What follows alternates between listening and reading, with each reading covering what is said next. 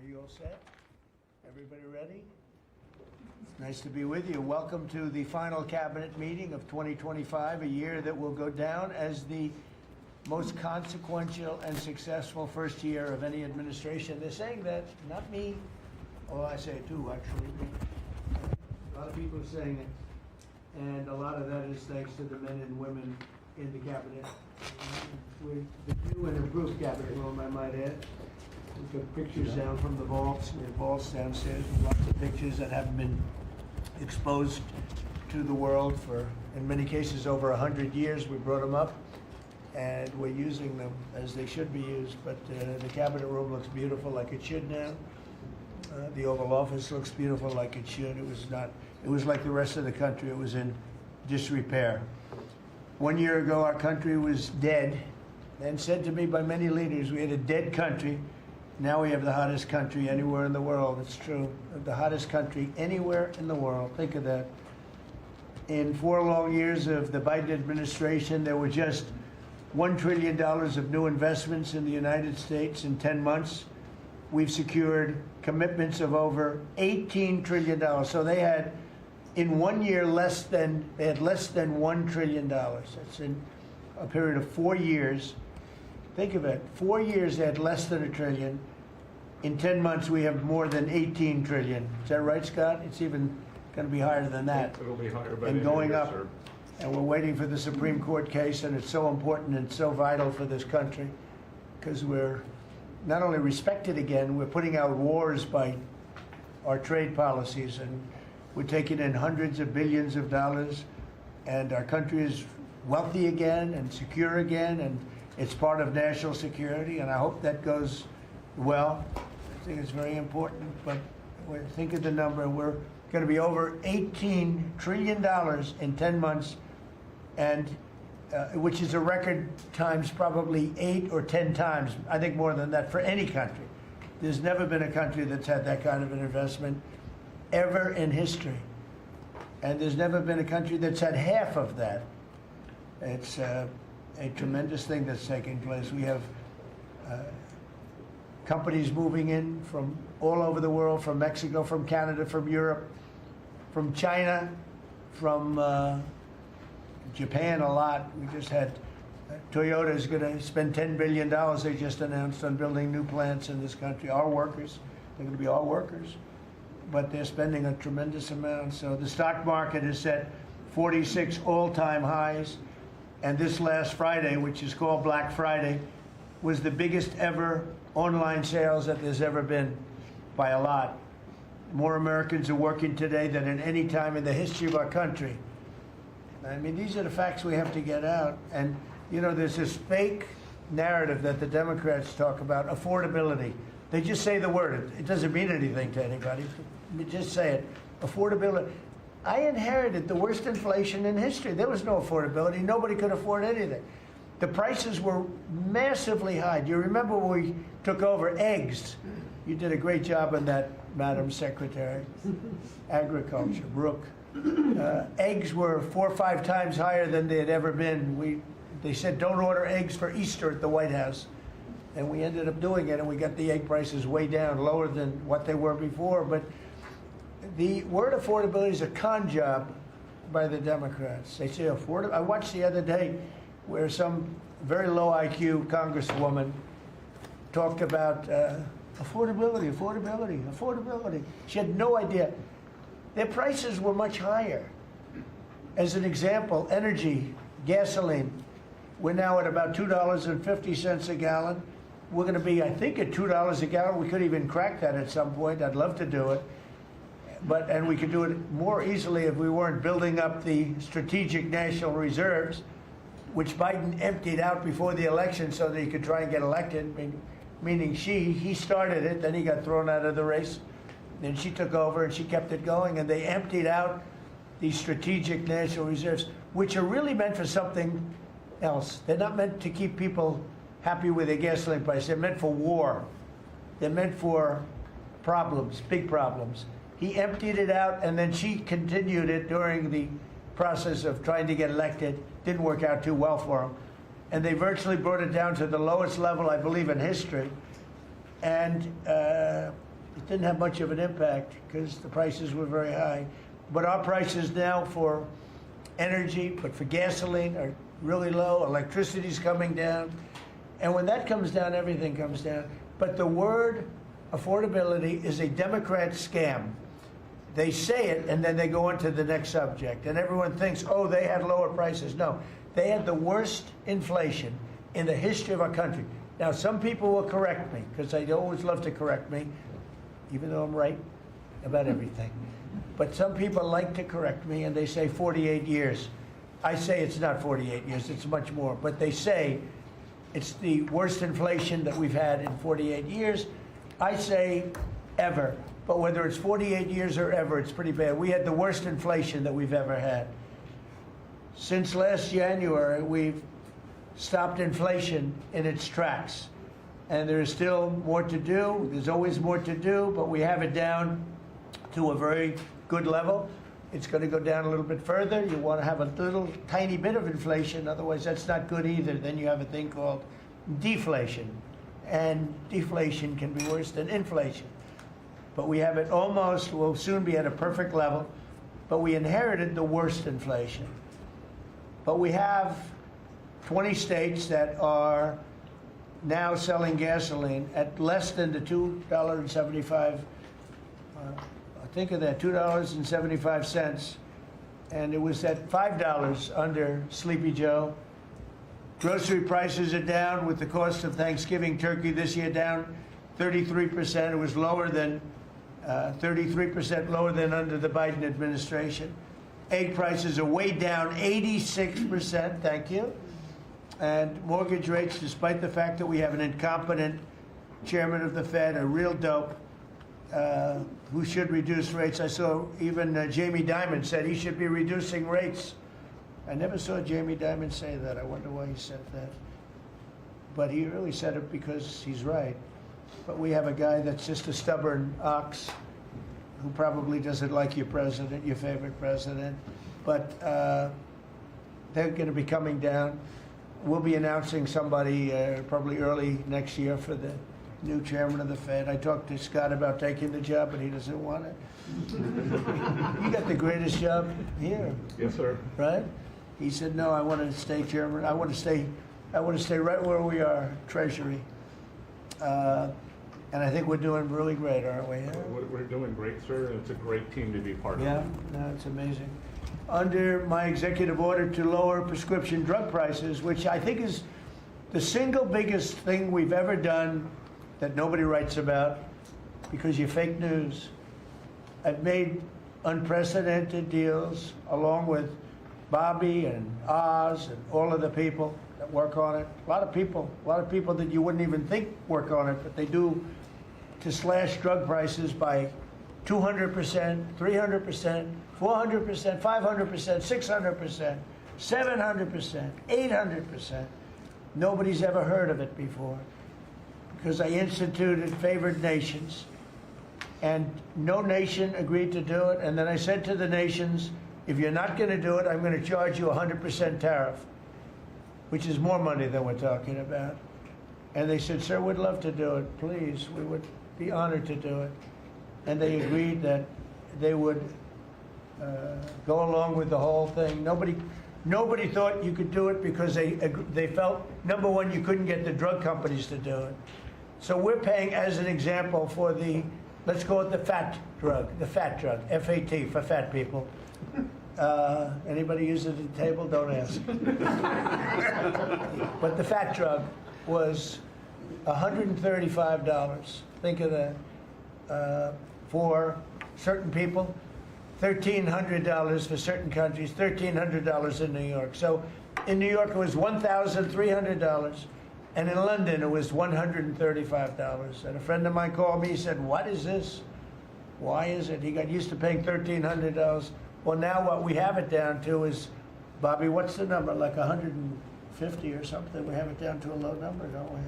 Yeah, it's around 100, 125, 150. Yeah, think of that. So we got it down from $1,300 to $125 to $140, depending on various countries. In other words, we're paying the lowest price, tied for the lowest price in the world. People said you could never do that because you couldn't get the countries to agree to it. I did. Every country agreed to it because I said, if you're not going to agree to it, that's okay, I'm going to charge you tariffs. And as soon as I said that, they said, we agree. And then we had to be a little tough with the drug companies, but they came along. The bigger problem was the countries. The countries just wouldn't go along with it, but they did. Every country. So we have reduced drug prices by 500, 600, 700, 800, 900%, depending on the drug, depending on the company, depending on all of the different factors involved. Nobody's ever even thought of drug reductions like that, price reductions. And I told you the story that in my first term, I was so proud of myself because I reduced drugs. It was the first time in 28 years that drug prices were reduced. It was 1/4%, 1/4%. And I was so proud of myself. I said, it's the first time in 28 years that drug prices went down over the course of a year, over the course of a presidency.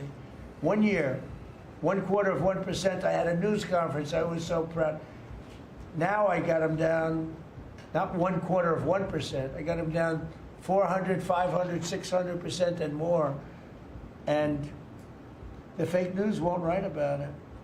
And it's going to have a huge impact on healthcare because a big part of it's buying drugs, buying prescription drugs. It's going to have a huge positive impact because Obamacare is a disaster. I said it years ago and I say it now. And the money should be paid, taken away from the insurance company. Obamacare was made to make the insurance companies rich. Their stocks have gone up 1,000% in a short period of time because the money goes to the insurance company. I want the money to go to the people. Let all the money go to the people. And let the people go out and buy their own health care. And I see on television, people are advertising now, we will help you buy health care. We will go out and help you buy. That's becoming like an industry because of what I said. So something's going to happen. It's probably not going to be easy because the Democrats, frankly, they don't want to make a good deal for the people. They just want to make a bad deal for the country. They want to make a bad deal for the Republican Party. But the Republican Party is united, and I will say that what I would like to do is the money doesn't go, trillions of dollars get paid to drug companies, and you still have lousy health care. Obamacare is horrible health care. We want it to go to the people, and then let the people go out and buy their own health care, and they'll do great. They'll do great. So we're negotiating that now with the Democrats. Well, congressional Democrats want the largest tax hike in history. I proudly signed the largest tax cuts in American history with the great big beautiful bill. The great big beautiful bill, the biggest piece of legislation ever signed, and that includes the extension of the original Trump tax cuts. But it's the biggest tax cut ever signed, and it includes no tax on tips, no tax on overtime, and no tax on Social Security. Nobody's ever seen anything like it, so think of that. And in addition, you get, if you buy a car, this is great for our car industry because we have a lot of car plants. We're bringing back the automobile business. 60% of it was stolen because we had incompetent presidents or incompetent trade people. But 60% of it was stolen over the years, and now I think we're bringing it all back. I think we'll be bigger than we've ever been in the auto business. That's not even to mention AI, where we're leading China. You know, we're leading China by a lot. They're not going to catch us. We have to be smart, but if we're smart, they're not going to be able to catch us. They know that. They told me that. Next year is projected to be the largest tax refund season ever, and we're going to be giving back refunds out of the tariffs because we've taken in literally trillions of dollars, and we're going to be giving a nice dividend to the people, in addition to reducing debt. As you know, I inherited a lot of debt, but it's peanuts compared to the kind of numbers we're talking about. So we're going to be making a dividend to the people, and additionally, we're going to be able to reduce debt. And as time goes by, over the next 2, 3, 4 years, those numbers are going to go up. And I believe that at some point in the not too distant future, you won't even have income tax to pay because the money we're taking in is so great, it's so enormous, that you're not going to have income tax to pay. whether you get rid of it or just keep it around for fun or have it really low, much lower than it is now, but you won't be paying income tax. We've slashed $1 trillion in costly job-killing regulations, saving Americans an estimated $2,100 for a family of four. The Biden administration was the exact opposite, but times four. They went up $6,000. We went down $2,100. Think of that. To bring down energy, electricity, and utility prices, I ended the Green New Scam. They call it the Green New Scam, one of the greatest scams in the history of our country. They talked about global warming and all that crap, and what they've done to this country. What they've done by allowing 25 million people into our country, many of whom are criminals, many of whom 11,888 are murderers, and we have to get them out, and we're doing it. We're doing it. I think what the job that our law enforcement groups are doing, Christy, you and Tom and everybody, amazing. What you're doing is amazing.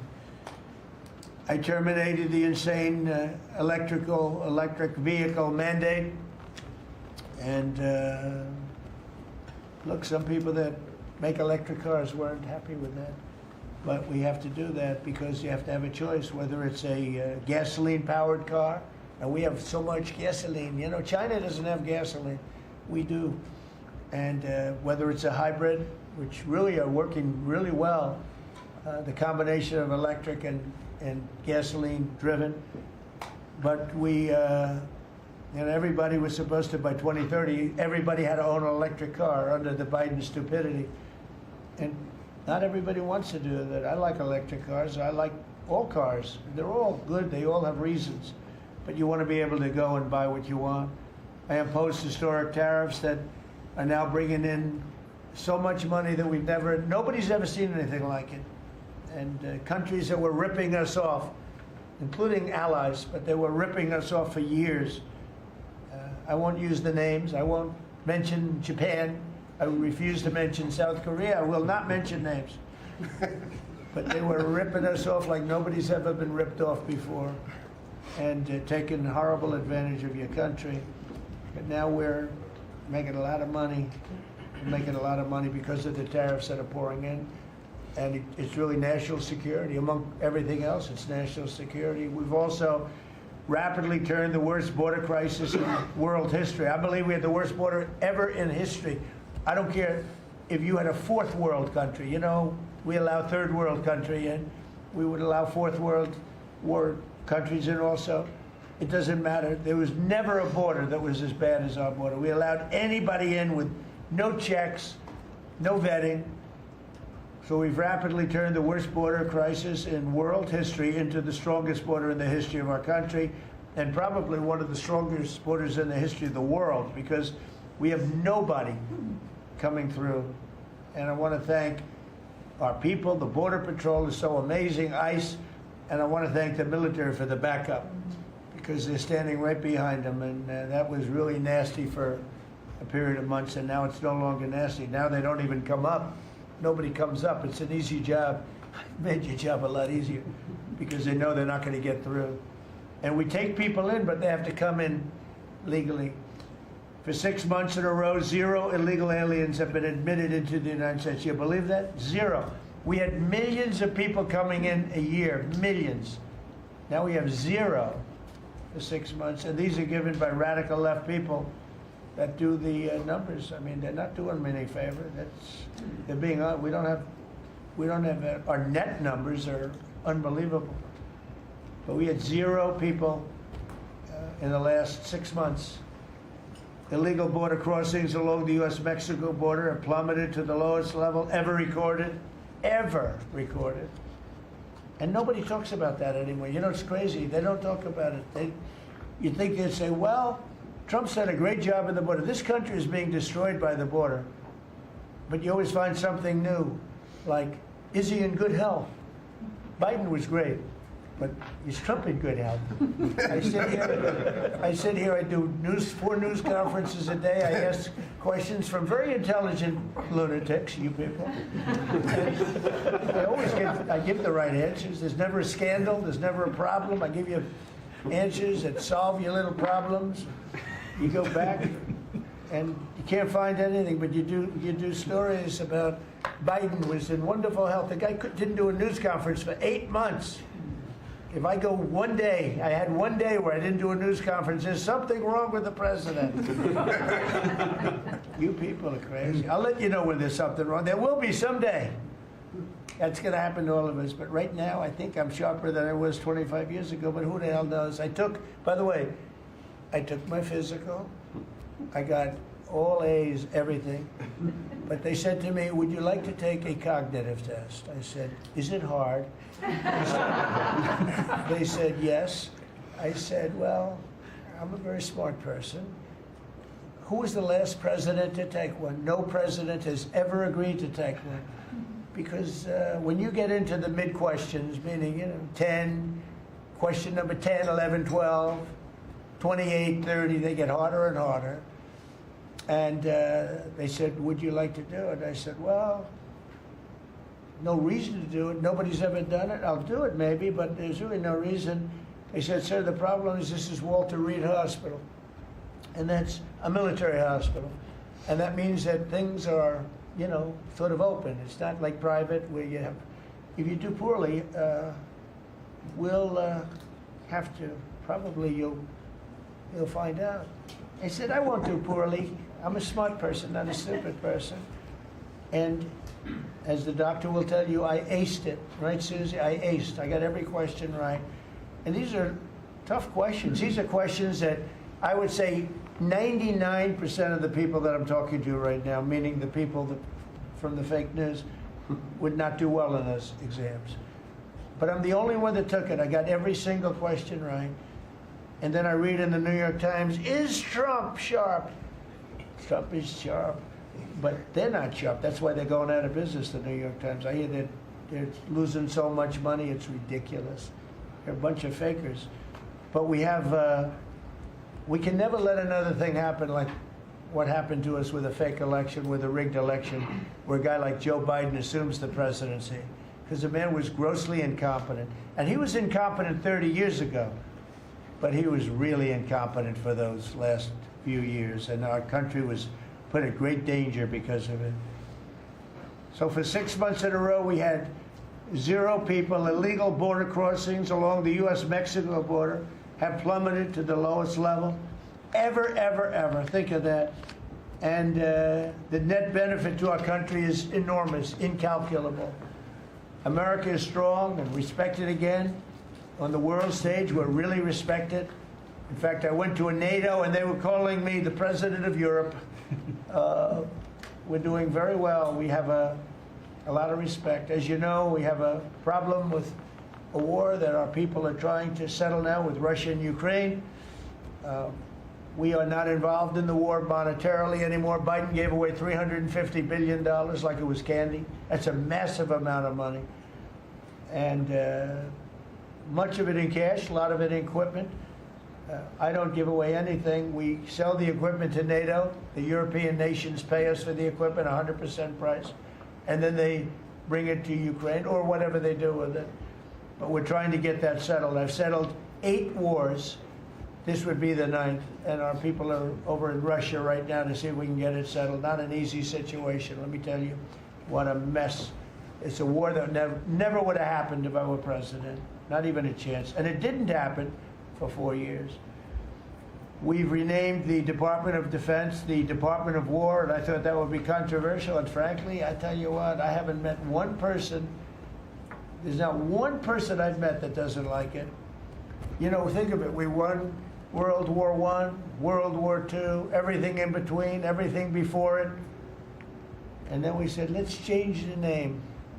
So we changed it back to what it was, Department of War, and Pete's doing a great job.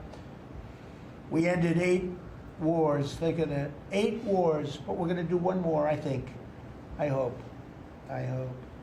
Every time I end a war, they say, if President Trump ends that war, he's going to get the Nobel Prize. So I end that war. Well, he won't get it for that war, but if he ever gets it for the next war, now they're saying, if he ever ends the war with Russia and Ukraine, he's going to get the Nobel Prize. What about the other 8 wars? India, Pakistan. Think of all the wars I ended. I should get the Nobel Prize for every war, but I don't want to be greedy. Actually, the woman who got the Nobel Prize said, "You've got to be kidding. Trump deserves the Nobel Prize." So that was very nice of her. I appreciate it, which is true, actually. But I don't care about that. You know what I care about? I care about death. I care about all the people that are dying.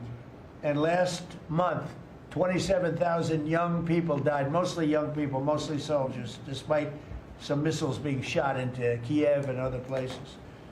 But think of it, mostly young people. 27,000 people died between Russia and Ukraine last month. What a shame. So we're restoring law and order to our cities and towns. If you look at what's happened, and I want to pay my deepest respects to those two incredible people from the National Guard in West Virginia they came from. I spoke to their parents. Sarah is gone. She passed away. She's looking down on us now, and she loves her parents, and they loved her. They were, somebody said, "How are they doing?" I said, "The word is devastated." Doing. How are they going to do? They're devastated. The rest of their lives they're going to be devastated. She was an incredible person, highly respected, top of her class, everything. She was like a perfect human being. 20 years old, just started. She was like a baby. She was so proud. They were giving her a promotion, and she told the parents that she was getting a promotion, and they were so proud of her. Then they get a call that this happened. And we have one young man who's fighting for his life. He's fighting very hard. I think he's probably doing better than anybody. They said he didn't have a chance. I'll tell you, the one who said he's going to live is his mother. He spoke to his mother. "Sir, he's going to live." I spoke to her very soon after this horrible event took place with this scum that is able to come into our country. I spoke to his mother. "Sir, he's going to be okay. I'm telling you." No doctor thought that. Nobody thought that. He was hitting bad places, and she was like so positive. It was incredible. And it's possibly right, Pam, right?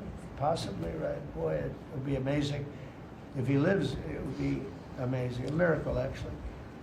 But we're very proud of those two people. We're very proud of the National Guard. We're very proud of our military and our police and our firemen and women. If you go back and take a look a year ago, year and a half ago, it all changed, I think, on November 5th, the day of the election. But you go back before that, you couldn't get people to join the military, Pete, right? They didn't want anything to do with military. They wanted nothing to do with joining the police or the fire. They wanted nothing to do with anything. They had no spirit. The country it had no spirit, nothing. And now we just had the highest recruitment in history, and we're getting great people. We're getting great people. And I will say, despite what just happened, Washington, D.C. has become a really safe place. And I guess this lunatic probably was upset that the National Guard is so effective, because we were really, really effective, and we are.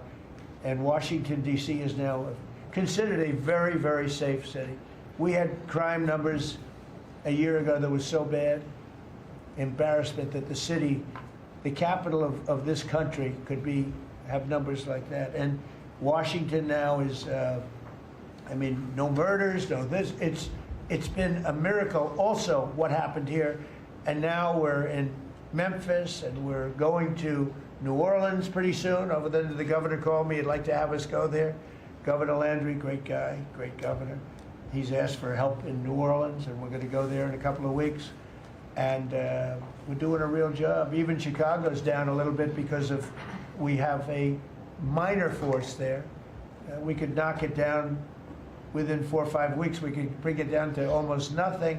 But we have a governor that's grossly incompetent, and we have a mayor that's even more incompetent than the governor. He's a very low IQ person.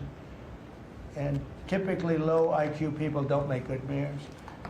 So I want to thank all of our cabinet members. They're high IQ. Let me see one. Yeah, generally speaking, a couple of them a little concerned about. No, but I want to thank, we have a great cabinet, an amazing cabinet, amazing people. All of them, sort of have become stars. We're getting credit for the good cabinet, actually. And I just want to wish everybody a great holiday. We've I think, done a great job with the White House, bringing the White House back. You see the Palm Court that was redone. The Lincoln bedroom was redone. The Lincoln bathroom is now gorgeous, like it should have been. It was terrible green tile that was never the way it was supposed to be. It was done in the 1940s, actually, but it was not proper. And we're restoring the White House just like we're restoring the country, and people are thrilled. But the First Lady's done a beautiful job with the Christmas trees and all the decorations. I see the wreaths on the windows. I've never seen that before, on the windows of the White House. And you know, it's 4 stories high. I said, how did they get that wreath? They had people going up in a little dangerous. I wouldn't want to do it. But they put them up, and we have wonderful people working in the White House, and they're really proud to bring the building back. Because this building was a little bit like the country. It was mishandled, it was mistreated, and now it's being given love.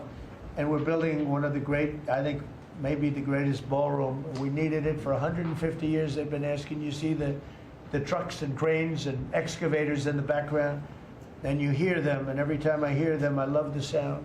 To me, I love the sound. I wouldn't say my wife is thrilled. She hears pile drivers in the background all day, all night. They go till 12 o'clock in the evening, day, night, pile drivers. Darling, could you turn off the pile drivers? Sorry, darling, that's progress. But no, we're doing great. It's going to be I think it's going to be the finest ballroom ever built, and we're going to have it here. They've wanted it for 150 years. Think of that. So I will just end by saying I want to thank the cabinet. It's been a great cabinet. Let's think of it.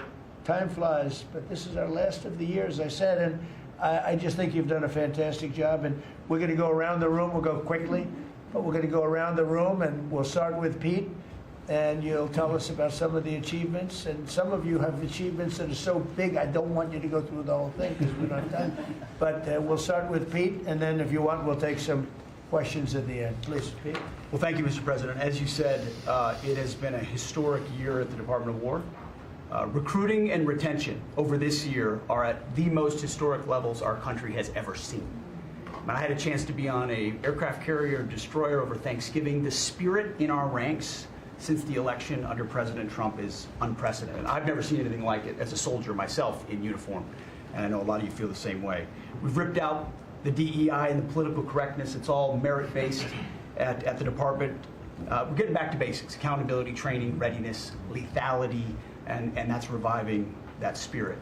And Mr. President, we're rebuilding the military, historic investments. I just took briefings on the Golden Dome and F-47, next generation capabilities that are going to make sure that for generations to come, America has the most powerful, most capable, most lethal military in the world, which you have rebuilt once and we're rebuilding again. And then we're reestablishing deterrence and credibility. If you look at what happened, we deal with every day the outcome of what happened in Afghanistan, the debacle under Joe Biden. We just dealt with it in the streets of Washington, D.C. with those 2 National Guardsmen. And then what happened on October 7th with Hamas, what happened in Ukraine, a war that never would have started under President Trump. We're having to rebuild that. So whether it's freedom of navigation and taking the fight to the Houthis, whether it's Midnight Hammer, those beautiful B-2s going 37 hours back and forth, undetected, delivering with precision, and Iran not getting nuclear capabilities, Europe and NATO stepping up to 5%, locking down our southwest border. It's been an honor to work with Christy and Tom and everyone else down there to lock it to 0, operational control of our border.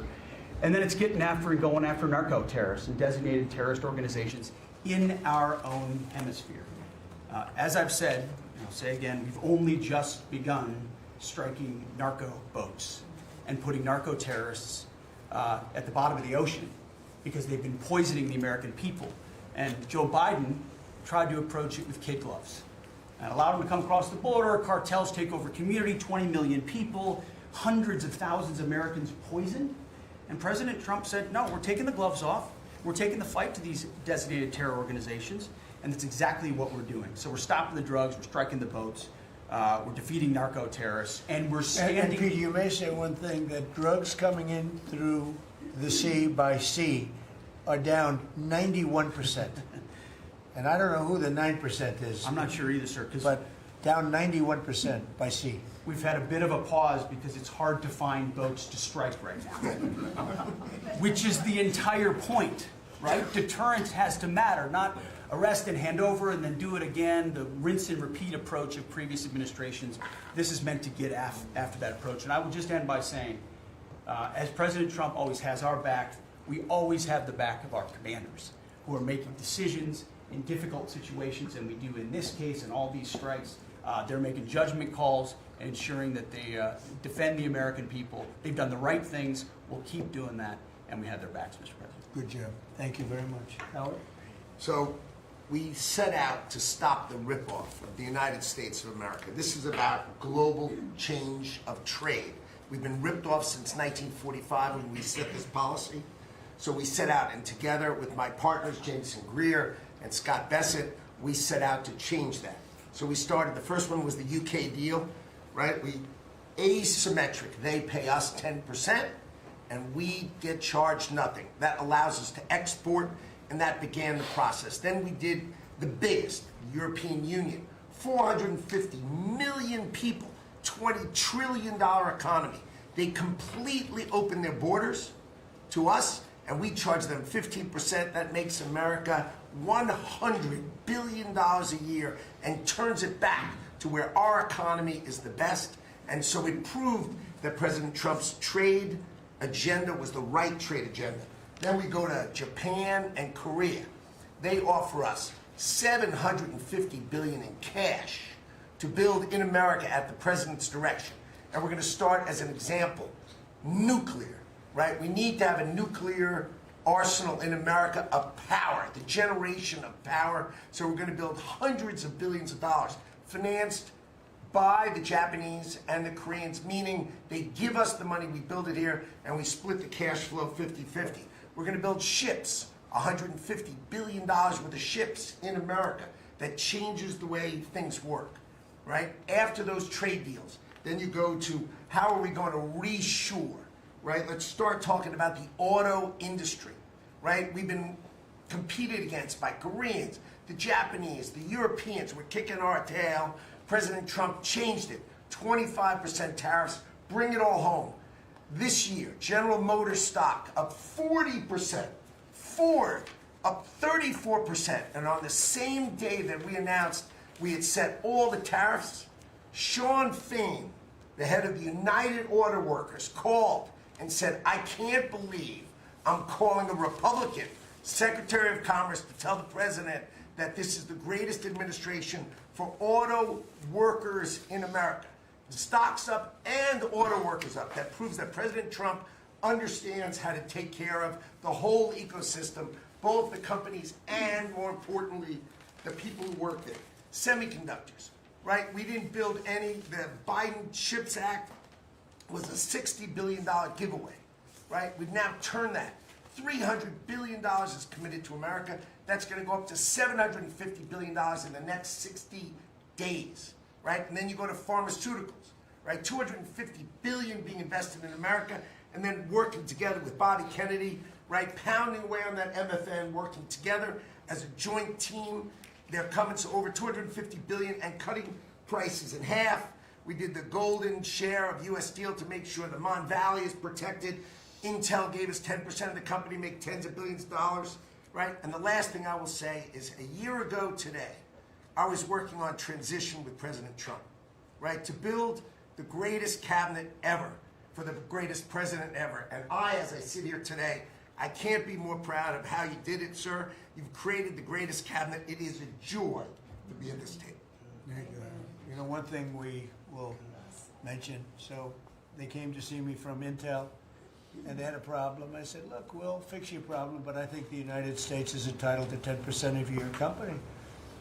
And the chairman looked at me and he goes, you have a deal. Tell him, how much money have we made since I made that deal? It's only $40 billion. 40 billion. We made $40 billion. That was, what, 3 months ago? Does anybody write about it? Nobody writes about it. That's okay. Mr. Secretary, how we doing with transportation? Well, Mr. President, so just quickly on aviation, many of you have heard that we have an infrastructure made of copper. We have to transition to fiber. The last administration said it was going to take more than 10 years to complete the transition from copper to fiber. They had no plan to actually do it. We have already completed a third of this transition from copper to fiber. Now it's going to take longer for us to go from analog to digital. By the way, the rest of the world transitioned 20 years ago from analog to digital. We are just going to do that at the FAA right now. But we're buying new radios. We're going to buy new radar. By the way, those radar are going to be made in America, Mr. President. This phase of the operation will be completed by the time you leave office. It's 3 years. I do need another $20 billion, Congress, to start the second phase, which is really important, and we'll try to get that done also in that 3-year time period, but we need the money, critically important. With regard to commercial driver's license, I think we've covered a lot the crashes that have taken place around the country, and what we found is there have been states that have issued commercial driver's license to foreigners, and they've gone through sham schools, and they're not safe on American roadways.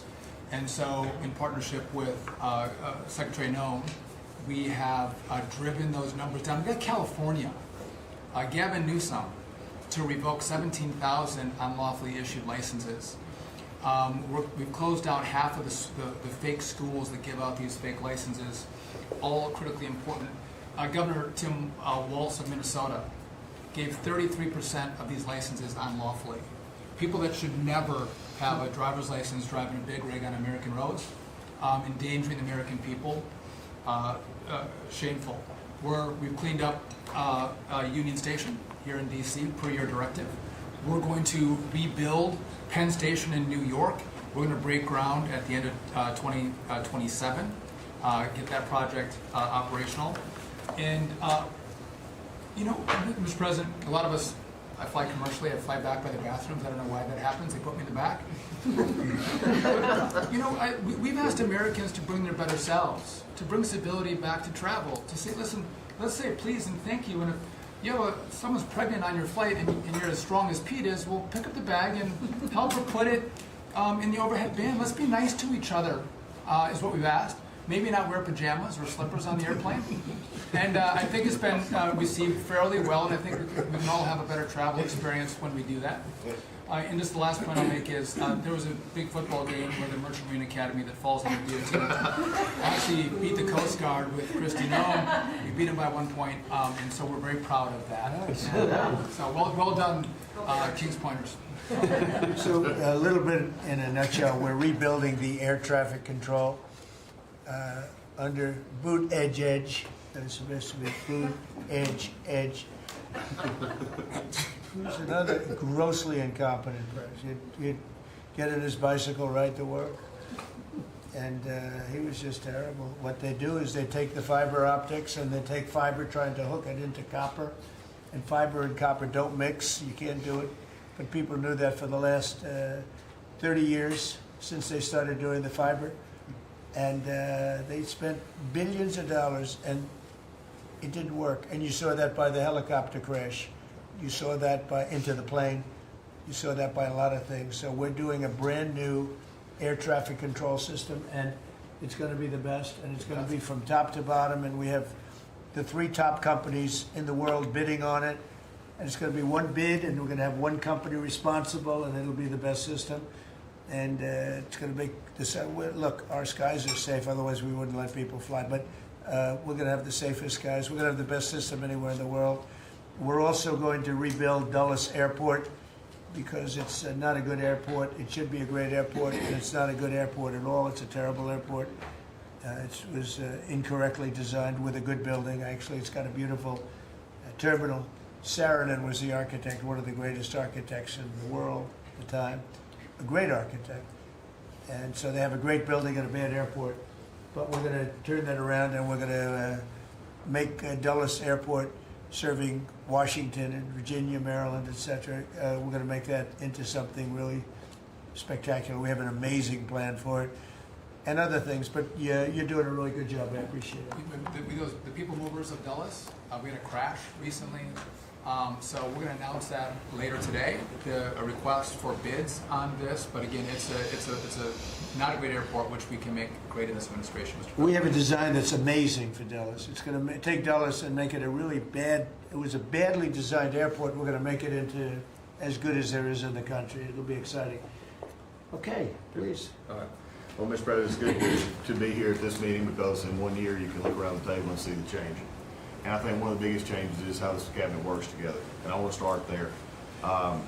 This has often been said, I found out some things this year that I didn't know, that the Department of what was Defense, now Department of War, and the Veterans Department had never really communicated. Now, we're fraternal twins, in a way. Pete and I are. He lives better, I'm better looking. But in the looking at this, I mean, he brings them in.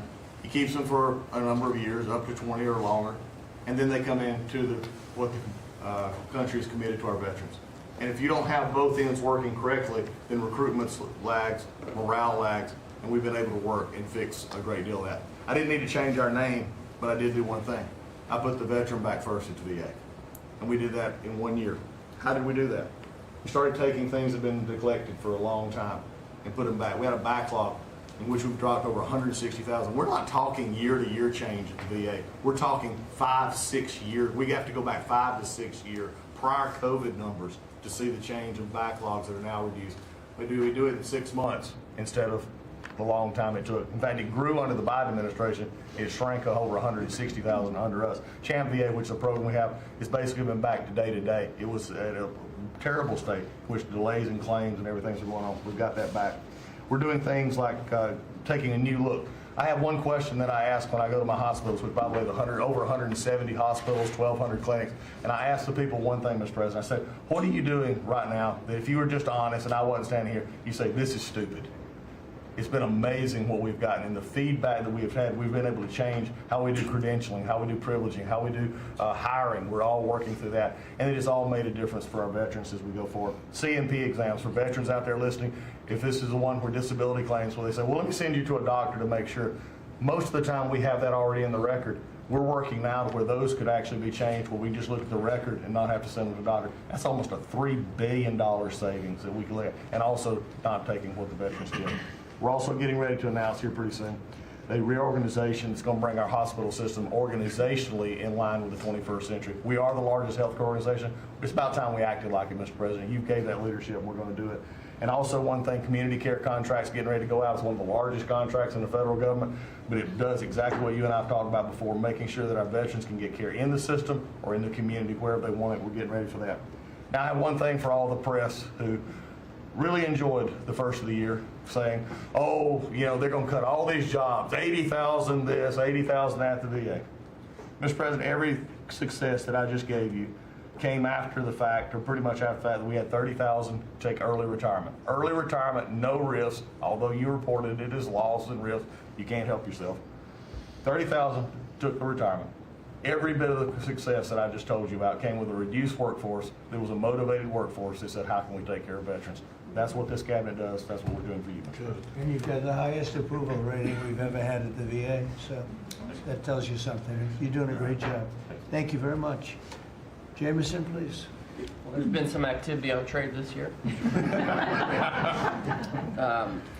You know, for about 75 years, we had a system, global trading system, that was premised on the United States having totally open borders, right? Not just on immigration, but on goods and services, and everyone else generally kept higher tariffs, higher non-tariff barriers, et cetera. Obviously, the outcome was we had a huge trade deficit. You took it head on. You gave all of us who work on the file a lot of leverage. So we spent the past 10 months or whatever we've been doing now just going around the world and flipping the script.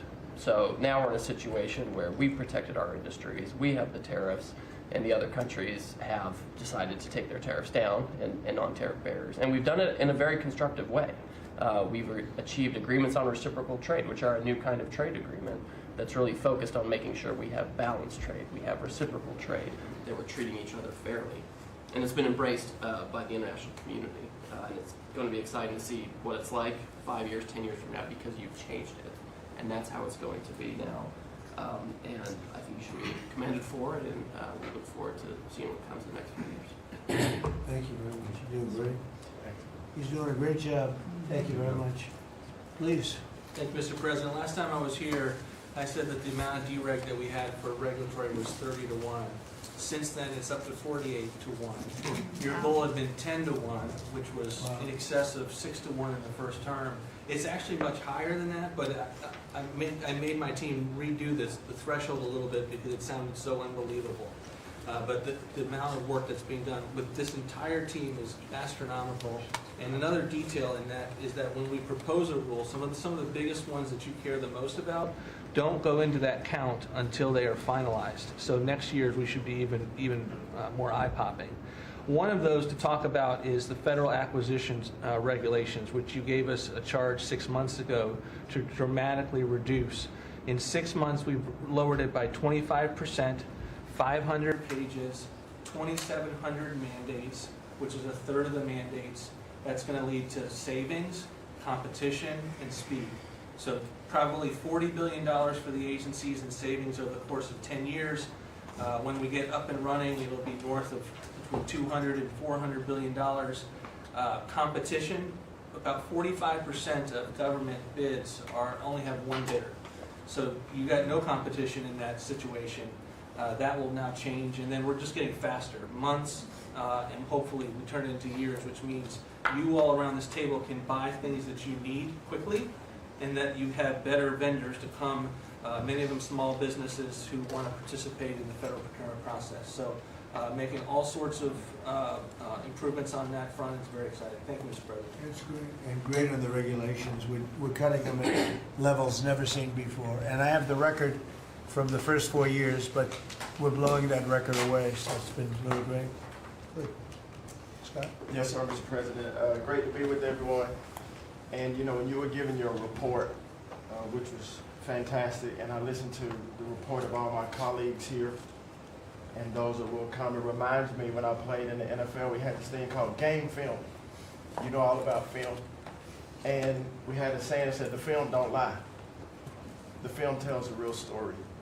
And I hope that the American people, when they watch the film that's going on now in this time in our history, that they will see that America is greater today than it ever has been. And so I thank you for that. And thank you for giving us good stories that we can tell for the American people. Scott, we're saving our country. Yes, sir. Okay? I don't want to be braggadocious. We're saving our country. Our country was going down and would never have been able to come back. We're saving all of us, but we're saving our country. All right, go ahead. Yes, sir. So at Housing and Urban Development, in keeping with your executive order, sir, in making America's streets safe and beautiful, again, we've been very intentional about making public housing in our country safe. And I want people to know, our colleagues know this, but people in America know that we actually care about people that live in public housing around our country. A lot of public housing is wrought with crime, sex trafficking, drug trafficking, illicit drugs, illegal aliens living in public housing, but we've put them on notice to let you know that it's not lost on us. We care about the people, we're paying attention to it, and we're gonna root out crime in public housing. We've been very focused on working with the Memphis Safe Task Force, the DC Safe and Beautiful Task Force, working with Pam and Christy and others, and law enforcement. Our law enforcement is tremendous. Every single night they go out and they go to public housing to make sure that our people are safe, mothers and children are safe. And so at HUD, you know, it's a different day. We're running new plays. The film was real bad when I came in, I'm gonna be honest. But we are giving the people that live in public housing the assurance that they will be safe. We also announced a new crime hotline, sir, that people that live in public housing, if they see criminal activity, if they see illegals living there, if they see drug trafficking, if you see it, if you hear it, report it. Don't be afraid. And so work with our Office of Inspector General. We've set up this crime hotline, and also working with Christy and Department of Homeland Security, making sure that everyone that lives inside of public housing is accounted for and that they are American people. And so I say that and I emphasize that to know that we prioritize American people and American people only. Lastly, sir, in Atlantic City, we took over the Atlantic City public housing because the living conditions were deplorable. And they have people that have been living there for 3 generations, and they were being treated very bad. And so I took it, so that we can now give people a safe place to stay. And working with the First Lady in the Foster Youth Initiative has been a great joy for me and our team. So thank you for doing that executive order to make sure that our foster youth have a safe landing pad and have financial literacy as they age out of the foster youth system. And so you talked about affordability. HUD has supported over 1 million Americans in home ownership and affordability, and over 560,000 are first-time home buyers. So I hope that the press will write about that good news, that 1 million people are able to own a home and to refinance their homes. And so we are moving our building from DC to Alexandria, Virginia. So thank you for your support. We're going to save the American people about $500 million. So that's my report. Thank you. Thank you, Scott, very much. Brooke? Well, coming off of Thanksgiving, moving towards Christmas, I think it's the season of Thanksgiving, and 2 words for me are gratitude and joy. Gratitude to you for, as Howard said, bringing this team together. I say a lot, but I'll say it again, that this is like family at this point, and I don't know that there's ever been an organization like this, at least a government like this in the history of our country. These jobs are hard, but the joy every day in getting to fight for America and save the country is the privilege of all of our lifetimes, I believe. So thank you for that. At U.S. Department of Agriculture, the People's Department, Abraham Lincoln launched this department in 1862. But under your leadership, we have finally, again, put farmers and ranchers and rural America first. In the last year, it's no longer DEI, climate change, sending out money based on the color of a farmer's skin. It's now about literally putting farmers back at the center of it. And under the last administration, we talked a lot about affordability. We'll continue to talk about that. But under the Biden administration and the destruction of our economy and the cost of inflation, interest rates for farmers and ranchers went up 73%. Labor went up 47%. Fertilizer went up 36%. Fuel went up 28%. So when you think about the extreme economic strain that a lot of our farmers are under in our farm economy, these are massive, massive numbers that will take some time to get out from under. But we've already seen the beginnings of the movement toward more affordable food, housing, fuel, et cetera, and that will only continue to trend as we work to solve those issues. My partners in trade, of course, they do the work, but I'm constantly talking to them about selling more soybeans, selling more corn, getting more of our products out. But when we really think about how to solve for this idea that for so long our farmers, many of them have been farming for government checks instead of moving their product around the world, these trade deals change that forever. And it isn't one trade deal or 2 trade deals, it's dozens of trade deals. And so talking about rural prosperity and bringing the golden age back to rural America, which has been lost for too long. And we're going to focus on that next year, hopefully with our Vice President, many of our cabinet members. But the opportunity to do that under these new trade deals is unprecedented. And so just putting farmers first, our ranchers first, Mr. President, is such a huge priority and an accomplishment of the last year. The second quick thing is lawfare, and I know you know this better than anyone in the country. When a government politicizes and weaponizes their power to go after average, everyday Americans, well, from you, the top of the heap as president, but all the way down to the ranchers in South Dakota, the Maud family, who were facing jail time over a fence line dispute that had been in their family for 130 years. We fixed that. A family, the Henry family in New Jersey, who were facing their farm being taken away for eminent domain to give to affordable housing, we fixed that. So being able to completely change the trajectory of private property rights, but especially as it has to do with our farmers and ranchers in our rural communities, changes everything for our country. And then the third thing, we have so much great things to talk about at USDA, but the third thing, which became very much a part of the national conversation during the Democrat shutdown, was SNAP reform, food stamp reform.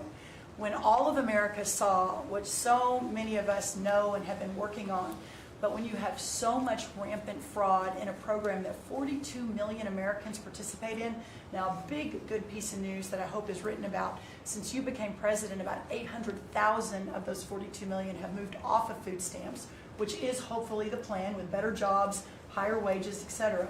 But still, when we found 186,000 dead people's Social Security numbers being used, 500,000 people receiving benefits more than twice. We had a couple of people receiving benefits in 6 states. In February of this year, we asked for all the states for the first time to turn over their data to the federal government to let the USDA partner with them to root out this fraud, to make sure that those who really need food stamps are getting them, but also to ensure that the American taxpayer is protected. 21 states said yes, not surprised. 29 states said yes, not surprisingly, the red states, and that's where all of that data, that fraud comes from. But 21 states, including California, New York, and Minnesota, the blue states, continue to say no. So as of next week, we have begun and will begin to stop moving federal funds into those states until they comply and they tell us and allow us to partner with them to root out this fraud and to protect the American taxpayer. As Joe Biden was working to buy an election a year ago, he increased food stamp program funding by 40%. So now as we continue to roll that back. So the partnership in Making America Healthy Again is also in food stamps, but a lot of what Bobby and I are doing together is really remarkable. But again, just gratitude and joy for this work, and so grateful to you. The final thing I'll say, a lot of gratitude to Secretary Marco Rubio for wearing his Aggie maroon tie as a reflection of Texas A&M beating Florida handily about a month ago. So Marco, I want to thank you, and much gratitude and joy in my heart as well. Yes. I thank you, think sir. we also have to say something about China with one of the largest purchases ever in our country, the soybeans. Yes, sir. And so I want to thank President Xi. We had a great meeting. We were in South Korea, and I went to a lot of other places too, but we met in South Korea, and President Xi was great. And China gave us among the largest orders in the history of your world, agriculture. That's right. So- And sir, may I say, this is the remarkable result of real leadership and your real leadership. Just a couple of days ago, China announced that they were going to halt all purchases from Brazil because they had found some irregularities in some of the soybeans they're buying from Brazil. And what that means is a continued signal that this country and our farmers produce the best, highest quality soybeans, sorghum, et cetera, in the world. And what you've been able to do is open those markets up and, again, move toward an era where our farmers are not so reliant on government checks, but they have the markets to sell their product. Having said that, we do have a bridge payment we'll be announcing with you next week as we're still trying to recover from the Biden To help years. the, right. To help the farmers. We're That's going to help right. the farmers. They did not help the farmers. That's right. Thank you very much. Thank you, sir. Scott? Mr. President, it's been a great year on the economy, but the best is yet to come. The tens of trillions of dollars that have come in investment, both the portfolio investment by companies, investment by countries, that is turning into a CapEx boom for the U.S. Capital expenditures up 15% in history. When CapEx is up, jobs will follow. The One Big Beautiful Bill is an incredible, as you said, thanks to your leadership, along with Speaker Johnson, Senator Leader Thune, we had that done on July 4th, which everyone said was impossible. And the great thing about that bill, sir, for the American people, it's for industry, 100% expensing, build your factory here, you can write it off immediately, but you also insisted on the 4 benefits for working people: no tax on tips, no tax on overtime, no tax on Social Security, auto deductibility for American cars, and that is retroactive. So as a result, in 2026, we are going to see very substantial tax refunds in the first quarter. So the best way to address the affordability crisis is to give Americans more money in their pockets, which is what this bill has done. We're going to see real wage increases. I think next year is going to be a fantastic year. Taxes, deregulation, energy certainty. That's why everyone with your leadership is coming to America. Bond market had its best year since 2020. Everyone said couldn't be done. So we're going to have growth. We've had 2 4% quarters before the Schumer shutdown. We're going to go back to that. So not only are we going to have great growth, but it's going to be low inflationary growth. And stock market obviously is following, but next year is going to be the year for Main Street as all this kicks in. And you came in, immigration, I called it the 3 I's, immigration, interest rates, and inflation, that were killing the American people. Close the border, the promise kept. Interest rates are down, and 10-year bond, again, best year since 2020, and inflation led by energy prices is going to roll next year. I think it's going to be a fantastic year. That we can look back, be very proud of this year, but I think 2026 is going to be great for the American people. Thanks to you. It's going to be great. Thank you very much. Mr. Vice President. Thank you, Mr. President. It's an honor to serve with this great team that you've assembled. And I just want to pick up on something you said, Mr. President, because you hit the nail on the head. That it is absurd that Democrats talk about an affordability crisis that they created and the people around this table work every single day to address. You'll hear a lot of statistics today. You hear a lot of statistics in our political conversation. I think the most important statistic for the American people is that under the Biden administration, the average American family lost over $3,000 of household income. And under the first 10 months of this Trump administration, they have gained over $1,000 of household income. What that says very clearly is that we are fixing the problem that Joe Biden and the Democrats created in the last administration. If you look at every affordability crisis that's confronting the American people today, it is traceable directly to a problem caused by Joe Biden and congressional Democrats. Why did homes get so unaffordable? Because we had 20 million illegal aliens in this country taking homes that ought by right to go to American citizens. Why did tax bills get so unaffordable? Because Democrats were raising taxes while congressional Republicans under the president's leadership, we're now cutting taxes. Why did food get so expensive? Because we printed trillions of dollars and threw it into green scams that made our agricultural economy suffer while Americans were paying higher prices for food. On every single one of those issues, Mr. President, I think we've made incredible progress. But it would be preposterous to fix every problem caused over the last 4 years in just 10 months. I think that we've done incredibly good. But what I see over the next year, and you heard Brooke talk about joy and gratitude. What I really think this season represents for me, and I think for the entire administration, is that we have now done incredible work to fix what Joe Biden broke. And I think that next year, in American growth and American prosperity could be the best year that we've had in the United States of America. It's going to happen because we're all working hard. It's going to happen because we have the greatest country in the world. But I think for congressional Democrats in particular, if they want to talk about affordability, they ought to look in the mirror.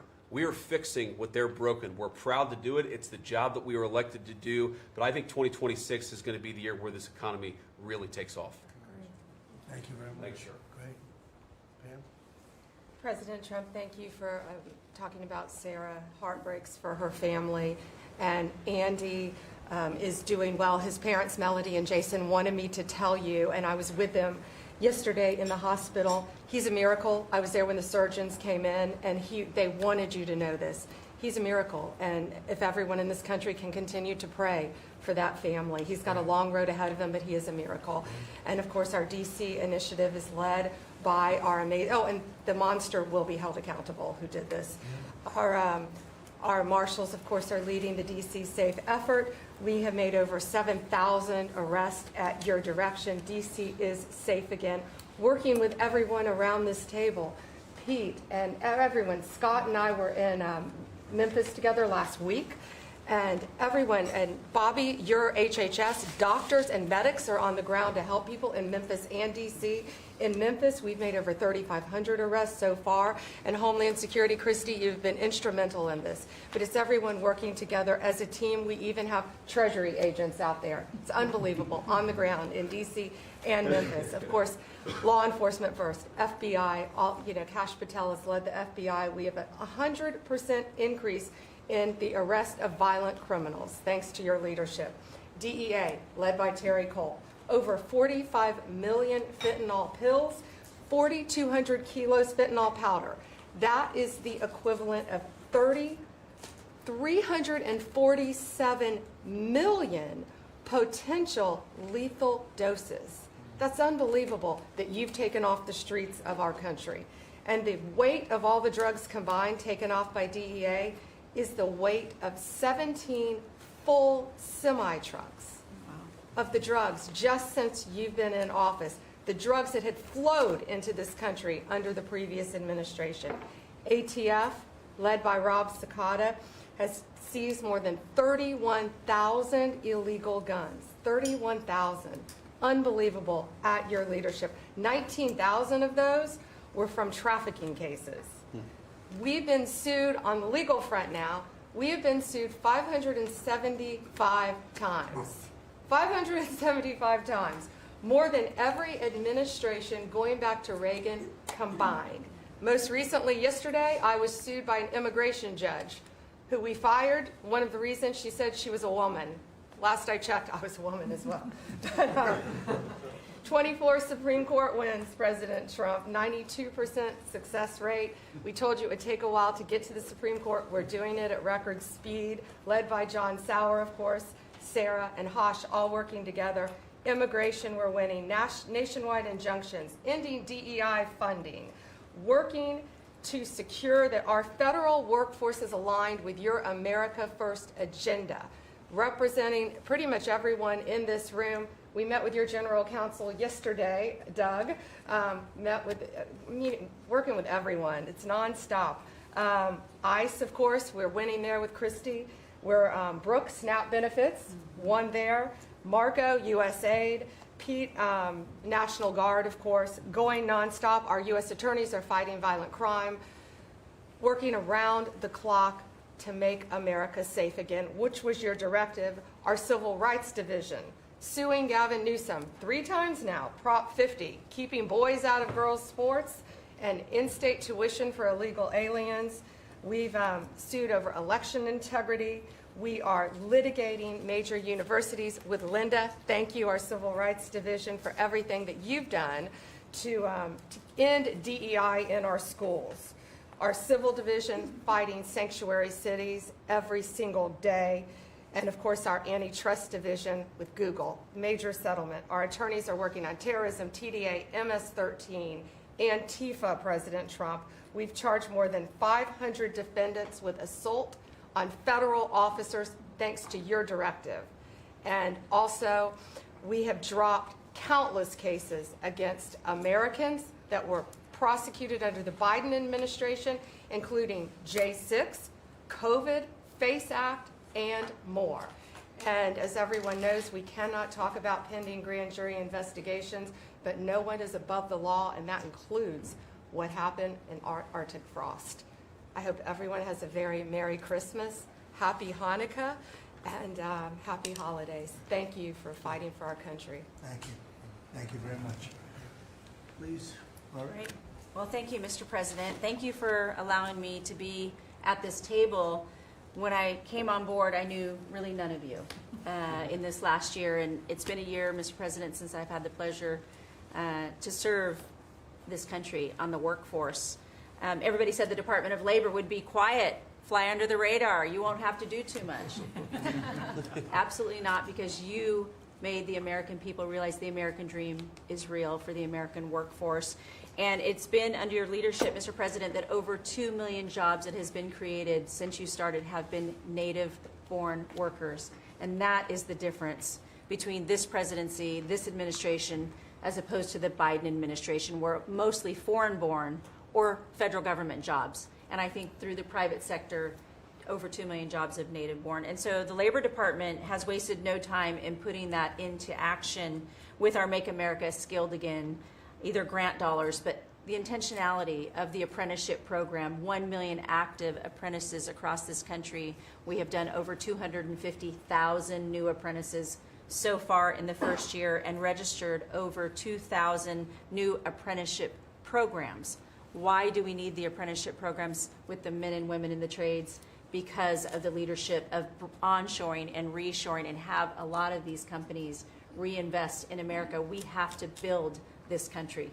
We cannot do that without the tradesmen and women and the craftsmen of this country. And I think that, you know, Howard and I, we talked about that from the beginning, and we're going to have to lean in on that because we need the labor force, 700,000 new skilled jobs with electricians, construction workers, machinists, and so forth. And as I traveled with the Vice President as well, we see that on the manufacturing floors of this country, they're in desperate need.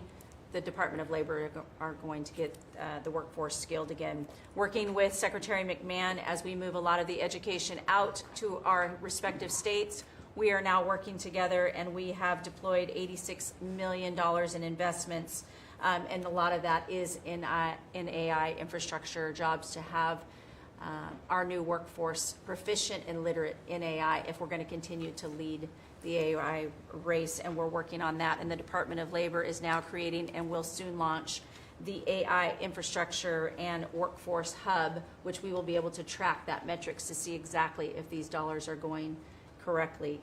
Integrating education and workforce with, obviously, Administrator Loeffler and I are on the road a lot together because we're talking about Main Street as well as a lot of the manufacturing jobs, and how we're being an ally to our businesses as opposed to an adversary. For far too long under the Biden administration, we were adversaries to our business owners, and we want to give them a leg up always and make sure that we're paying attention. And we want our workforce to be educated. We do not need the numbers that we have seen across this country where our 4th through 8th graders cannot read, write, or do any math, and they are our future workforce. We have to depend on the American worker first.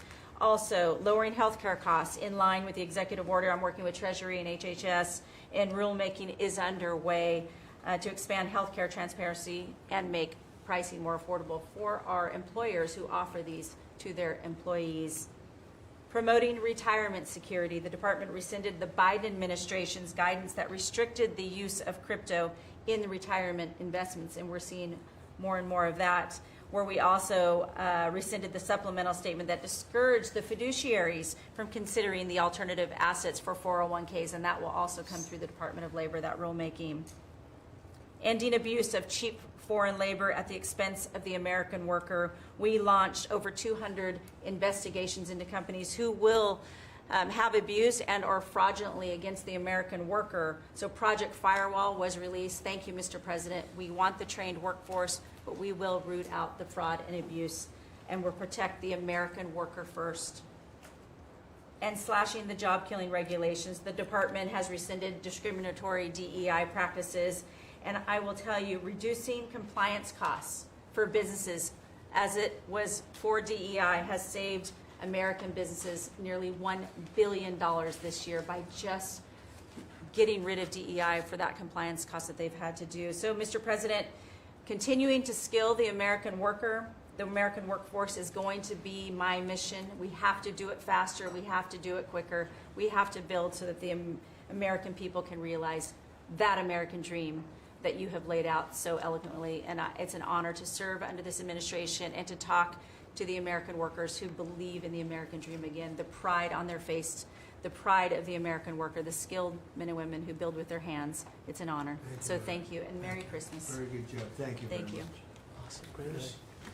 Mr. President, I am honored and frankly inspired to sit at this table with this incredible team of leaders that work every day for one and only one constituency, the American people. Not this group or that group, the American people. The price of energy is very much on the mind of Americans. The biggest determinant of the price of energy is politicians, political leaders, and policies. That's what drives energy prices. Under your leadership, what we've seen in the United States is just a steady drop in the price of gasoline, a huge consumer cost for Americans. As you mentioned early on, well below $3 a gallon right now and trending downwards. There are a number of stations in the heartland of America with $1.99 signs flying today. That's simply impossible without the leadership and changes you've brought. Now, of course, you can go to California, where the average price of gasoline is between $4.50 and $5 a gallon today in California. That's just bad political leaders there and bad policies in California. And taxes. And taxes. Taxes they charge on gasoline are just insane. Terrible. And electricity prices is a very parallel story, but it's a bigger moving ship, so the changes are a little bit slower. But Americans are outraged at a roughly 30% rise in the average price of electricity across this country. But everything we are doing together is going to reverse that. not just stop the rises, but start a downward trajectory in electricity prices. And I can say that with confidence, not because we think these policies will work, we know these policies will work, and I'll get to that in a second. We're going to stop closing power plants. We've already done that, of course. Stop closing the coal power plants and natural gas plants that were shut down. We've got over 30 gigawatts of generators just sitting there today, not allowed to run. Well, of course, we're fixing that immediately. We're going to bring on from our existing grid tens of gigawatts more capacity that'll drive down the cost of electricity. But if we look at the last 5 years to see what works and what doesn't work, the most Trump-aligned policies in the electricity sector were by, no surprise, one of your cabinet members, Secretary Burgum, for 8 years governor of North Dakota. Over the last 5 years, production and demand for electricity in North Dakota grew 35%. Think what data center boom's going to do. And what happened? Electricity prices went down. Didn't rise slowly. They actually went down those 5 years. That's the answer. Trump-aligned energy policies increased demand for electricity. Nebraska and Texas, more Trump-aligned states, had significant growth in demand for electricity. They had electricity price rises, but well below the price of inflation. Unfortunately, Biden brought all of us a lot of inflation. If you look at the other end of the spectrum, California, New York, Massachusetts, Connecticut, Maryland, I could go on. What happened in those states? Policies and politicians that force the building of unreliable electricity generation, which requires new infrastructure and transmission lines. And what happened? Today they produce less electricity than they did 5 years ago. A lot of spending money and less electricity. What does that mean? Of course, much faster rises in the price of electricity. Blue states have had 1.5 times faster rise in electricity prices than red states. Red states alone, less than inflation. We need to bring those policies. You are bringing those policies to the national level. We hope the blue states will come along with us, but your policies are going to start the decline of electricity prices nationwide under your leadership by just bringing back common sense. So thank you for allowing me to be part of this team. For people here who are focused on winning, special thanks to Howard and Scotty who were there with me to see the Denver Broncos win on Monday night. Now we want nationwide wins on energy for 3 more years. And we're doing more energy production than we've ever done by far right now. Records across the board that'll continue to be reset every year you're in office. Thank you very much. Well, Mr. President, thank you for giving me a very interesting job. Some days it's a little controversial too, but it's been an honor to work for you. You are a great American. The fights that you pick are the right fights, and they're always on behalf of this country. So I appreciate the chance to do this job heading up this department. If you think about what Joe Biden did with the Department of Homeland Security, he used this department to invade the country with terrorists. He opened up the borders, let anybody come in that wanted to. He put them on airplanes. He let them through our airports. If they could figure out a way to get to our shores and in our country, he just opened the door and invited them in. So it's our job to get them out. And I want to thank you for this team, because I look around the table and I think every single person here has helped me do my job over the last year.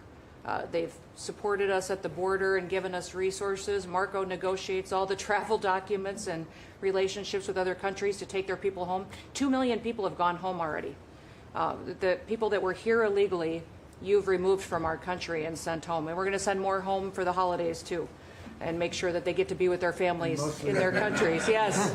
Mostly the bad ones. That's right. Pam, Focus is the bad ones. That's right. And there are a lot of them. Terrible, horrible people. And Pam, make sure she's fighting for us in court so that we can get up every day and be bold. We're going to hire our 10,000th ICE officer. Will be on the job within 10 days. So we have hired 10,000. We've had hundreds of thousands of applications. We've got within the department, TSA went through this government shutdown without any delays. They all showed up for their shifts and worked hard doing security. And they have been absolutely fantastic. Sir, you made it through hurricane season without a hurricane. Yeah. And so FEMA, you kept the hurricanes away. So we appreciate that. And FEMA is deploying resources and dollars 150% faster than ever before. So if somebody does have something bad that happens to them, you are immediately there helping them and telling them they have the resources to get back up on their feet. So we have built and deployed hundreds of miles of border already. You have cut the fentanyl flow over the southern border by over 56%. You've saved hundreds of millions of lives with the cocaine you've blown up in the Caribbean. And, you told me to look into Minnesota and their fraud on visas and their programs. 50% of them are fraudulent, which means that wacko Governor Walz either is an idiot or he did it on purpose. And I think he's both, sir. He brought people in there illegally that never should have been in this country, said they were somebody that they're not. They said they were married to somebody who was their brother or somebody else. Fraudulent visa applications, signed up for government programs, took hundreds of billions of dollars from the taxpayers, and we're going to remove them and we're going to get our money back. And we're going to, this next year, make sure that we only put people in leadership positions in this country that love this country and have its back. So thank you for letting us get up every day and have a purpose. We appreciate you. Thank you very much. Thanks, Chris. Appreciate it. Mr. President, you're exactly right. We are saving this country. We're doing it one Main Street at a time, and we're doing it at record speed and at record levels. Under your leadership, small business optimism, according to the U.S. Chamber Index for small businesses, has reached an all-time high in the history of that index. So on Main Street, the economy is coming back thanks to your leadership, thanks to getting Biden inflation under control. Small businesses' number one concern right now is finding skilled labor, and that's why Secretary Chavez DeRemer and I have entered into an MOU to speed that workforce to small businesses that under this administration are now at record levels. 36 million small businesses have now taken on board, for the first time in the SBA's history, $100 billion. That's $45 billion in small business lending at 85,000 small businesses, most of that under your term, and $52 billion out to small business investment companies. So we are running this agency like the best run bank in the country. We are growing small businesses across Main Street, and we're deregulating to the tune of $100 billion, working with all my fellow cabinet members.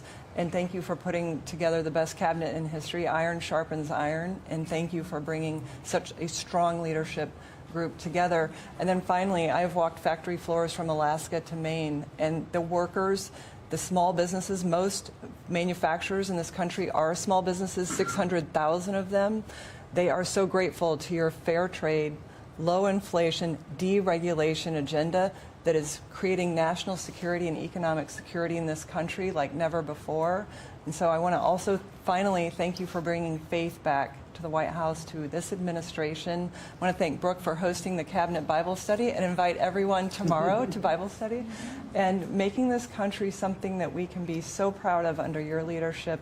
And I am so blessed and honored to be part of this team. So thank you, Mr. President. Thank you very much. Thank you, Mr. President, for your leadership. I am truly grateful to be a member of your team here at this table to help support you in delivering on the promises that you made to the American people.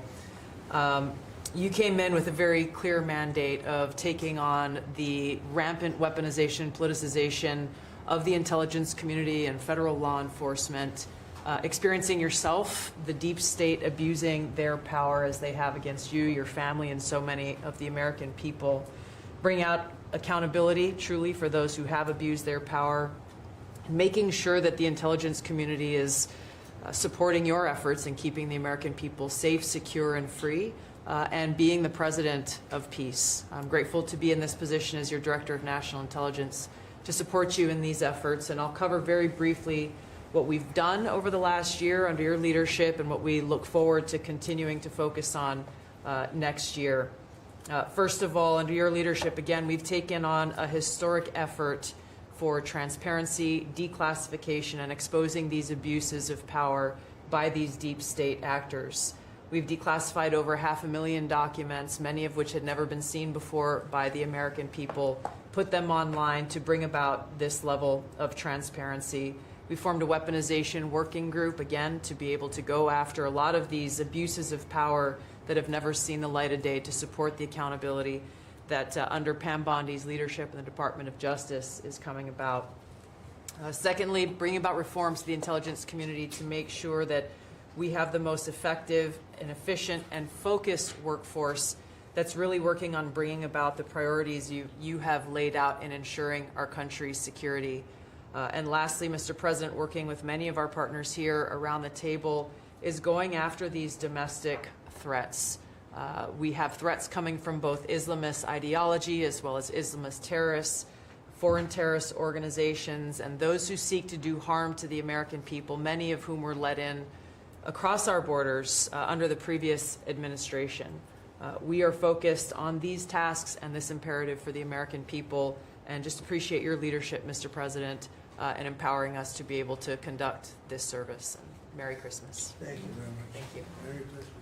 Merry Christmas. Say it loud and clear. Lee? Mr. President, your team at the Trump EPA has been crushing it all year to fix the big mess that we inherited and deliver amazing results for the American people. I've had the opportunity to visit all 50 states since confirmation earlier this year, and to hear from real people where they meet, where they live, and to bring their great ideas and their asks back to us to be able to deliver for them. At the Trump EPA, we have proven that you can both protect the environment and grow the economy. On the environmental front, since you were sworn in earlier this year, we have averaged a big environmental accomplishment every single day. On the 100th day, the 200th day, the 300th day of your presidency, each time we released a list of our top 100 environmental accomplishments.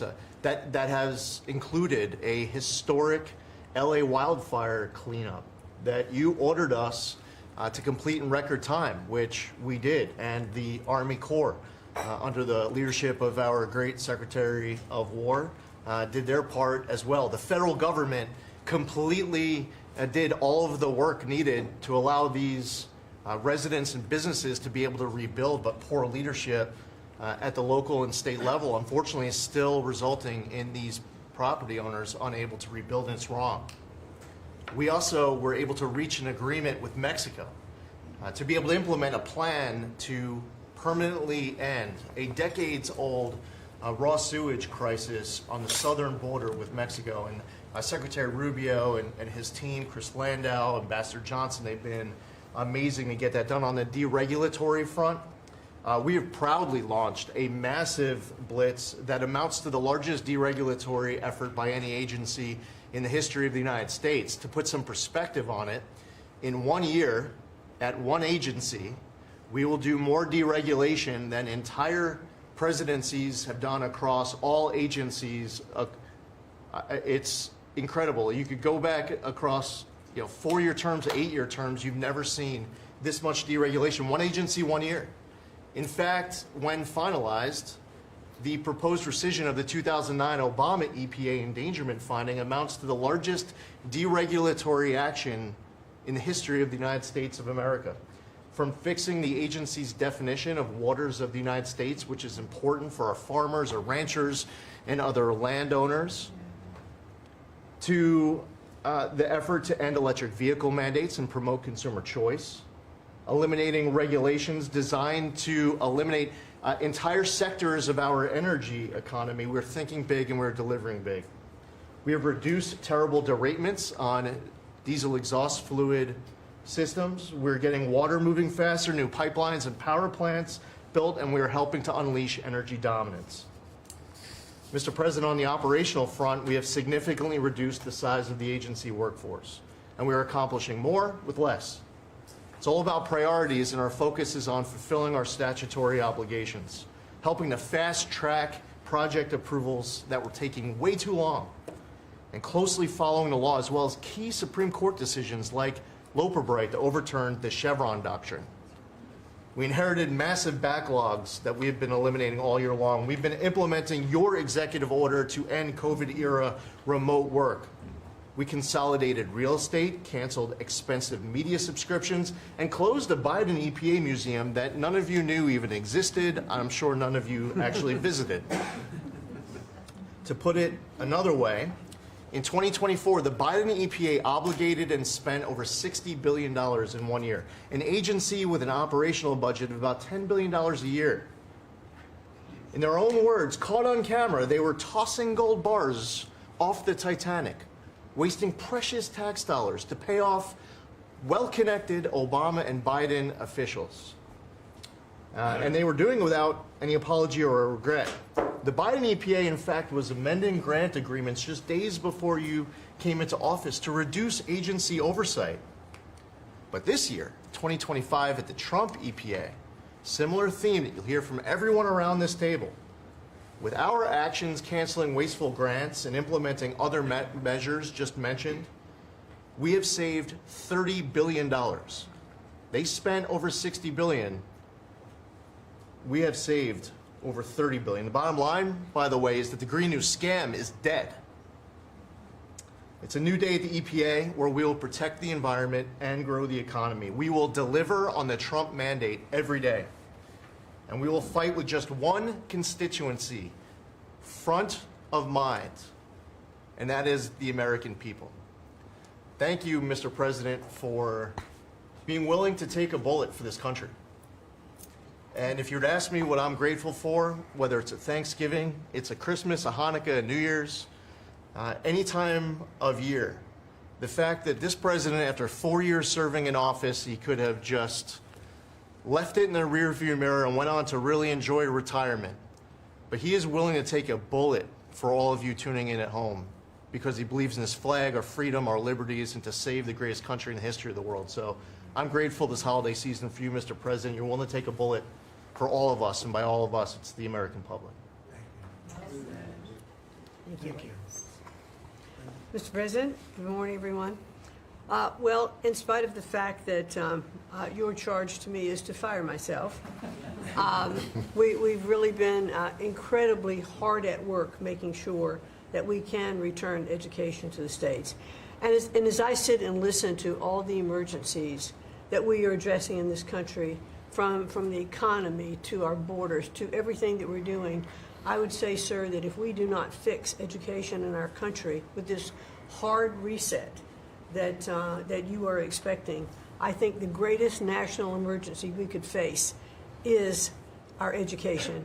Because if we are not going to educate our children, we're going to continue to fall behind the rest of the world. When there are only 30% of 12th graders, 8th graders, and 4th graders that can read at proficiency level, that is an incredibly harsh statement to make about our country. And you told me when you first were elected president, and you looked at, I think, right after you took office, the first NAEP scores, which is the nation's report card, came out and showed how far down we were in educational proficiency in our country. And not only the NAEP scores, but the international scores as well, showed us about third from the bottom. You told me you were not only embarrassed, but you were angry about this, and that we had to do something to change this in our country. And we took a hard look at it, and you absolutely said the bureaucracy of education in Washington is keeping its thumb on preventing growth, what we should have, because it's best handled at the state level. Letting states put their programs in place, and some states are going to do it a lot better than others. But it's not going to happen from Washington, D.C. And when I hear things like, well, with no disrespect to any other country in the world that have really great programs, Germany, Sweden, Norway, I hear about this all the time. Point of fact is, they're this big. The United States is this big. We can't do it from Washington, D.C. It has to be done at the state level. So what we've been doing, as Lori brought up, Secretary of Labor brought up, we have a great working relationship. We have already signed and implemented one MOU or interagency agreement to handle the WIOA program and the Perkins grants to make sure it works. I call these, these are programs, pilot programs that we're putting out there. And if these are going to work, we will be able to permanently transfer these programs to other agencies. They're working like a charm. We've taken some of our best people in education. It still operates under the budget of the Department of Education and under the management of the Department of Education, but working with Lori's personnel. And when I hear pushback on that to say, well, how can this possibly work? To take education and put it in labor. Let's be efficient. One example, in order to draw down on a lot of the grants that they are helping us with, we're using their grant system. The grant system at the Department of Education is like held together with bubble gum and rubber bands. And it did not interact with any other agency. Now, we have this really smooth operation already in labor. So that has prompted us to sign also other interagency agreements, 2 more with labor, 1 with HHS, 1 with the Department of State, and we'll be moving other programs, but these are proof of concept. Let's make sure they're working and working smoothly before we ask Congress to codify these permanent moves. So that's kind of in the world of K through 12, what we're looking at right now, but in the world of higher education, as Attorney General Bondi mentioned, we've been working really very hard to make sure that we've got anti-Semitism and DEI out of our universities, and put some pretty stiff fines on, worked some good deals. I'm enjoying working with Harmeet, who is just an incredible negotiator. So we're bringing all of that to bear as well. So I can say, sir, that we are moving to return education to the states and to bring the level of education back up, making sure our students can read by reintroducing the science of reading in schools. And going into next year, I can honestly say that we've got a lean, mean machine operating at the Department of Education. There's only half the workforce when we started, and we're more efficient, and I think we're going to see better results as we move into next year. So thank you for this incredible opportunity. Thank you very much. Thank you, Mr. President, during this holiday season for empowering us at HHS, me, Dr. McCary, Jay Bhattacharya, and Dr. Oz to change the trajectory of this agency towards public health in a way from the tradition of serving the mercantile interests of the medical industrial complex and the big pharmaceutical companies. 2 weeks ago, we ended, under your leadership, a 20-year war on women by removing the black box warnings from hormone replacement therapy. The medical cartel was telling women that hormone replacement therapy during menopause was dangerous for them. In fact, here's what the science said. It diminishes the risk of fatal heart attacks by 25%, cardiac disease by 50%, Alzheimer's by 35%, bone fractures by 50 to 60%. It improves appetite, it improves sleep, it improves energy, it improves happiness. There are tens of millions of women in this country who have been deprived of that therapy because of just scientific malpractice by the medical cartel. We are now remedying that, and this remedy will now be available to all women who want it during one of the most difficult transitions of their lives. MFN is one of our greatest accomplishments. It would not have happened without you. You were the only person who believed in it. You drove us to get it done. We've now made agreements with the 5 biggest pharmaceutical companies. We have 12 more in the lineup to make agreements. By the time this administration leaves office, 95% of the drugs in this country we will have the lowest prices of any nation in the developed world. Americans are already getting the benefits from these. These companies are already lowering these prices dramatically, as you've noticed. And then this week, Howard at Department of Commerce and Jameson at the U.S. Trade Representative made a bargain with Great Britain to raise their drug prices in conformance with your promise that the Europeans would raise theirs to counterbalance us lowering ours, and therefore we would keep intact the ecosystem of innovation and protect innovation. So congratulations on that, Mr. President. When you first asked me to take this job, one of the first contacts we made was with the leading health economics professor at Harvard.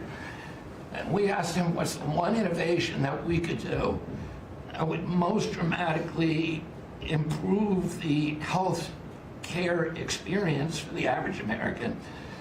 And he said there's no contest, it's to get rid of prior authorization. Thanks to your leadership, we were able to convene the largest insurance companies in this country and do something that every administration, every Congress has promised for the past 30 years. We actually got it done. We convened the insurance companies representing 280 million Americans and got them to agree, most of them by January of 2026, for 2 months from now, to remove prior authorization for most of their procedures, for all the procedures we want them removed from.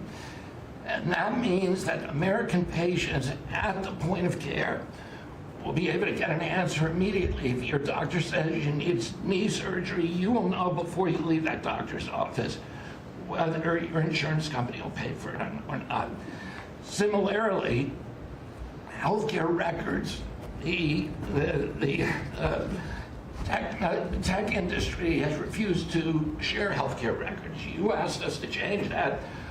We convened the 60 biggest tech companies at a conference that you presided over about 2 months ago.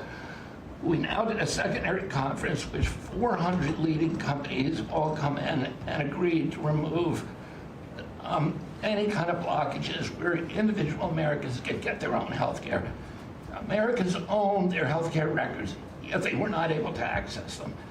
And if you lived in New Jersey and you moved to Oregon and you got injured, you went to a hospital, you would have to spend maybe 45 minutes filling out forms on a clipboard because your doctors there could not get your healthcare records. They couldn't get your blood type, your allergies, all the things that they ought to know immediately so they can save your life. Now that has all changed, and all these companies now have agreed to remove all the blocks on sharing healthcare records. Every American will have their healthcare records available on their cell phones. And it's already happening. In the last 6 months, there have been over 100 times the number of healthcare records shared by hospitals and during the entire previous administration. On deregulation, HHS proudly is now leading the pack, and thank you for your help on that, Russ. But today we announced the revocation of the nursing home rule, which was overburdening rural areas across this country, Indian reservations, with regulations that were going to destroy the nursing home industry in those communities. And that is going to be a $25 billion savings. Those are some of the things that we're doing because of your leadership. President Trump, thank you so much, and Merry Christmas to you. Thank you, brother, very much. Great job. Well, Mr. President, you've assembled an incredibly talented group here. If you took a look at this group compared to any Fortune 500 leadership team, any group of startup folks, I mean, this is an amazing group in the breadth of what's being accomplished. And the timing couldn't be better because with your leadership and vision, you've set us up for this age of abundance as we head into next year, the 250th anniversary of this country. And what are we heading into that year? As we've talked around the table, you've heard about massively lower taxes, massively lower regulation, abundant energy, record capital investment coming in, job growth.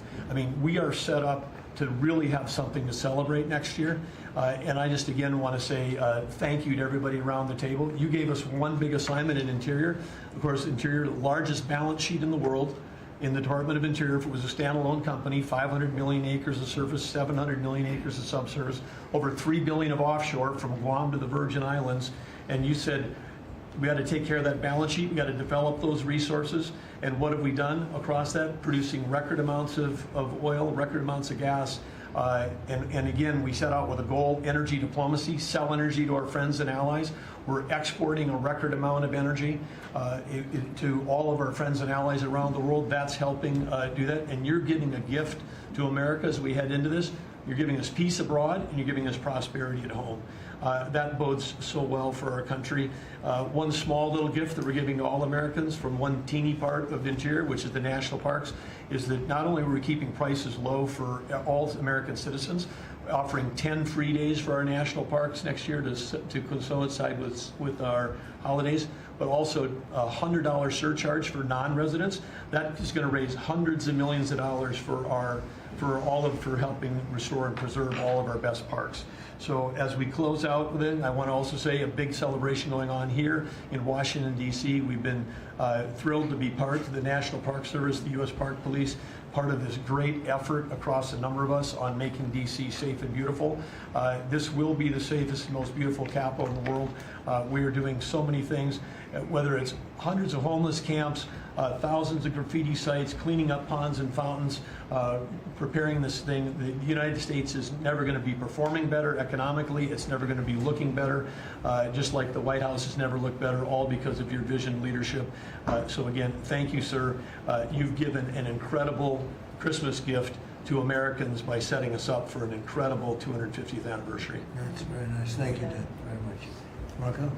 Well, thank you, Mr. President. First of all, this is a very talented team, as you've seen, and as you know, because you picked every single one that's on. You deserve tremendous credit for doing that. It's an honor to be in this role. It's also an honor to be involved in and be a witness to what I believe is the most transformational year in American foreign policy since the end of the Second World War, at least. And it's transformational because for the first time in a long time, we have a president who basically puts America at the forefront of every decision we make in our relations with the world. And that may sound weird to people, like, of course you always do. No, that hasn't always been the case until about a year ago. And I think we've all witnessed in our own respective spaces how in every interaction the president has with the world, the goal he has in mind is very simple. Does what you want us to do, or is it what or is it going to make us stronger? Is it going to make us richer? Is it going to make us safer? If it is, he's for it. If it's not, he's against it. If something's going to make America weaker or poorer or less safe, the president's going to be against it. And every single thing he has done in our foreign policy has been driven by the American people in mind. And I can go down the list. Why has he focused on mass migration? It's very simple, because no country is safe if you can just walk in without us knowing who you are into your country. We've seen the destruction that that's wreaking, not just in our own country, but the impact that it's having in Europe and in many other parts of the world. You talk about trade deals and the trade situation it's been involved in. People, all this reporting on it. It's very simple. The president views the last 40 years as an era of which American workers and American farmers have been ripped off. They've been ripped off, and what he's saying is we want to have trade with the world, but it has to be a trade in which American businesses and American workers and the products they make and what American farmers grow and produce has a fair shot to be sold around the world. On issue after issue, that's been the case. You talk about foreign aid reforms. This is not our money. This is taxpayer money. When the president has said we're going to do foreign aid, but we're going to do foreign aid for countries that are aligned with the United States and in a way that doesn't waste the taxpayers' money. Mr. President, you deserve tremendous credit for that. Many of us, the Vice President, by the way, I want to acknowledge, has played an extraordinary role in our foreign policy, and he too has been a witness to all of this as it's been occurring, and he's been a big part of it as well. You talk about NATO. The president's not against NATO. He went to NATO and basically said, look, you guys, we're paying all the money, and he got them to do the 5% commitment, which everybody said was never going to happen, it was impossible. Everything this president does is driven by the American people. Whether you don't have to agree with the actual move, but understand the motivation. The motivation is always you, the American people, and what's good for you, for your family, for the country, and for our economy. But the president is also committed to peace in a way that all of us have seen. He achieved in Gaza, and he does it, by the way, not just because he hates war and he thinks wars are a waste of money and lives, but because he's the only leader in the world that can. No other leader in the world could have pulled off what happened in Gaza. And I can tell you, I can't get into the details. The Vice President knows what I'm talking about. That deal doesn't happen without the president's direct interaction with the leaders that were involved in this decision making. And everyone said that deal couldn't hold. And then the president shepherded through the United Nations of all places to get a global coalition of countries to line up behind the peace deal, behind the border peace. And it's still, every day is a challenge, but it's been driven personally by the president. It's the reason why we're involved in this whole Ukraine-Russia conflict. That's not our war. It's not the president's war. This war started, it never would have happened if you'd been president. But this war is going on, and the president is trying to end it, not because, listen, we got a million things to focus on in the world as a country, but he's the only leader in the world that can help end it. And that's why even as we speak to you now, Steve Woodcock is in Moscow trying to find a way to end this war, to save lives of 9,000 people, Mr. President, as you know, are dying every week. More people are dying a week in that war than have died in the entirety of the U.S.'s involvement in Afghanistan or Iraq. Just think about that, how bloody and destructive it is. The president's taken on this issue of Sudan personally, not send out deputies to do it, again, far away from the United States, because he's the only leader in the world that can bring it about to an end, not to mention all the other peace deals, very dangerous ones like India and Pakistan, or Cambodia and Thailand.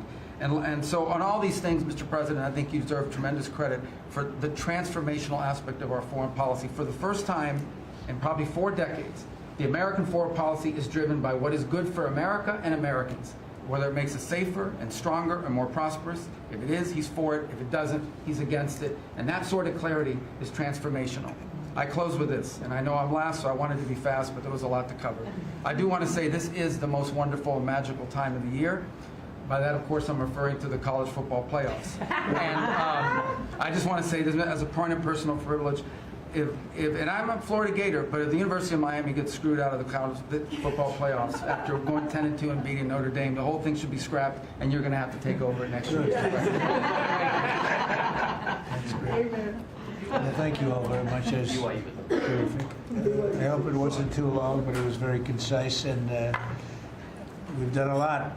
This group has done a lot. Amazing. Everybody at this table has done a fantastic. And Susie, thank you for doing a great job as our Chief of Staff. First female Chief of Staff in the history of our country, which is pretty amazing when you think of it, right? And she's the best. Thank you very much. Great job.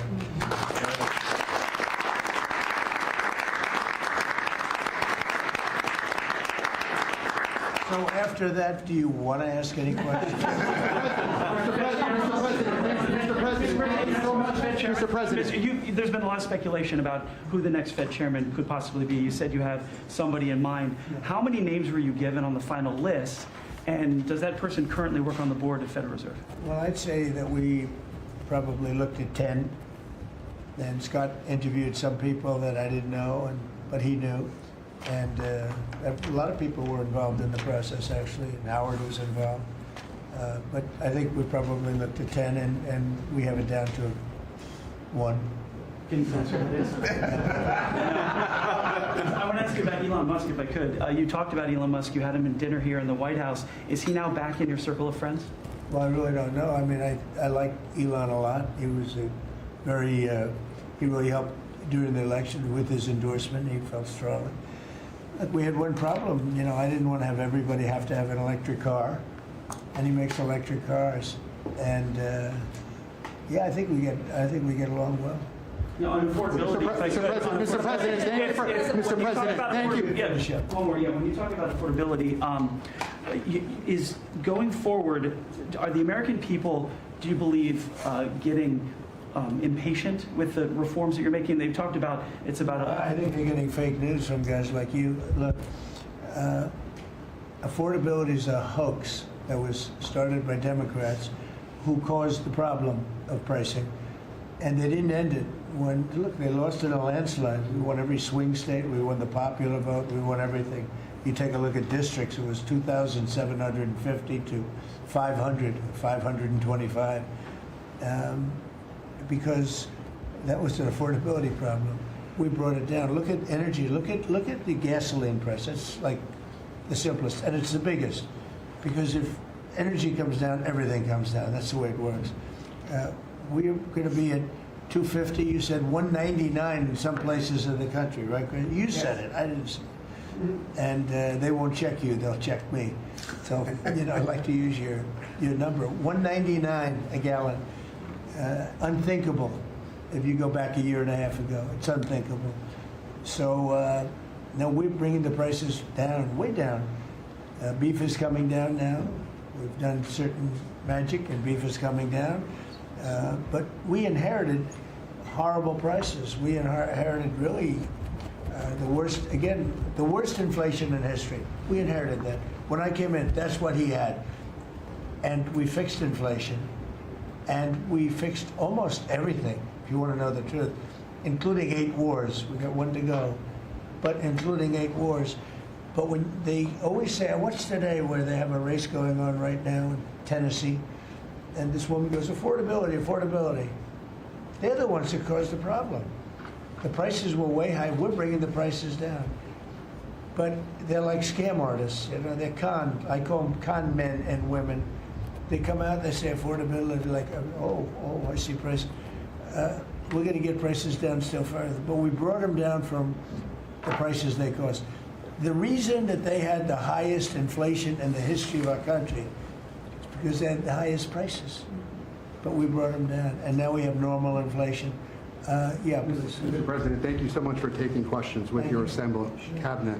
I wanted to clarify something that you had said on Sunday regarding the boat strikes near Venezuela. You had said that you didn't know if the second strike on that one boat had happened, but you wouldn't have wanted it. Now that your administration has acknowledged that it happened, do you support that second strike? And Mr. Secretary, I wanted to clarify something you had said in an interview back in September, I believe on Fox News. You said that you had watched that strike live on television. In real time, did you know that there were survivors after the initial strike?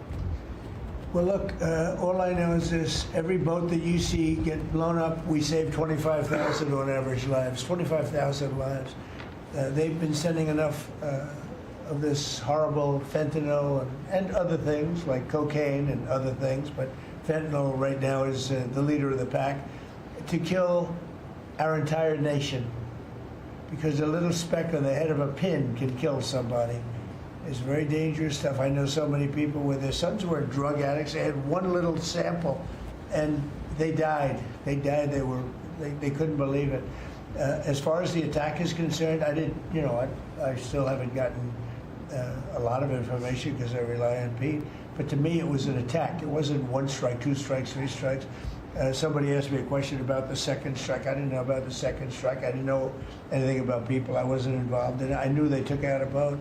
But I would say this, they had a strike. I hear the gentleman that was in charge of that is extraordinary. He's an extraordinary person. I'll let Pete speak about him. But Pete was satisfied. Pete didn't know about second attack having to do with two people. I guess Pete would have to speak to it. I can say this, I want those boats taken out. And if we have to, we'll attack on land also, just like we attack on sea. And there's very little coming in by sea. I think we've knocked out over 90% of it. There's very little, and I understand that. There's very little. We're saving hundreds of thousands of lives with those pinpoint attacks. It's an amazing thing when you see a boat going along, and a lot of the press would like to say they're not, you see the boat, they're not maybe drugs. You see these boats. First of all, who has 5 engines on the back of a boat going in weird directions and loaded up with lots of white containers? They're bags of things. No, they've done an amazing job, and Peter's done an amazing job. Pete, you could probably better answer the question. No, you're spot on, sir. I think you got to start with the baseline, which Marco laid out, everybody's laid out. We've got 20 million people invading our country over 4 years. We don't know where they're coming from.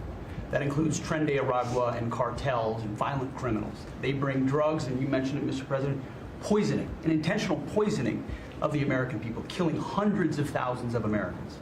So the president had the courage to designate these cartels as designated terrorist organizations. Now, a number of us here served in the military and spent 20 years fighting terrorists like Al-Qaeda and ISIS on the other side of the world. How do you treat Al-Qaeda and ISIS? Do you arrest them and treat them, pat them on the head and say, don't do that again? Or do you end the problem directly by taking a lethal, kinetic approach? And that's the way President Trump has authorized the War Department to look at these cartels. And I wish everybody could be in the room watching our professionals like Mitch Bradley, Admiral Mitch Bradley, and others at JSOC and SOCOM and other commanders.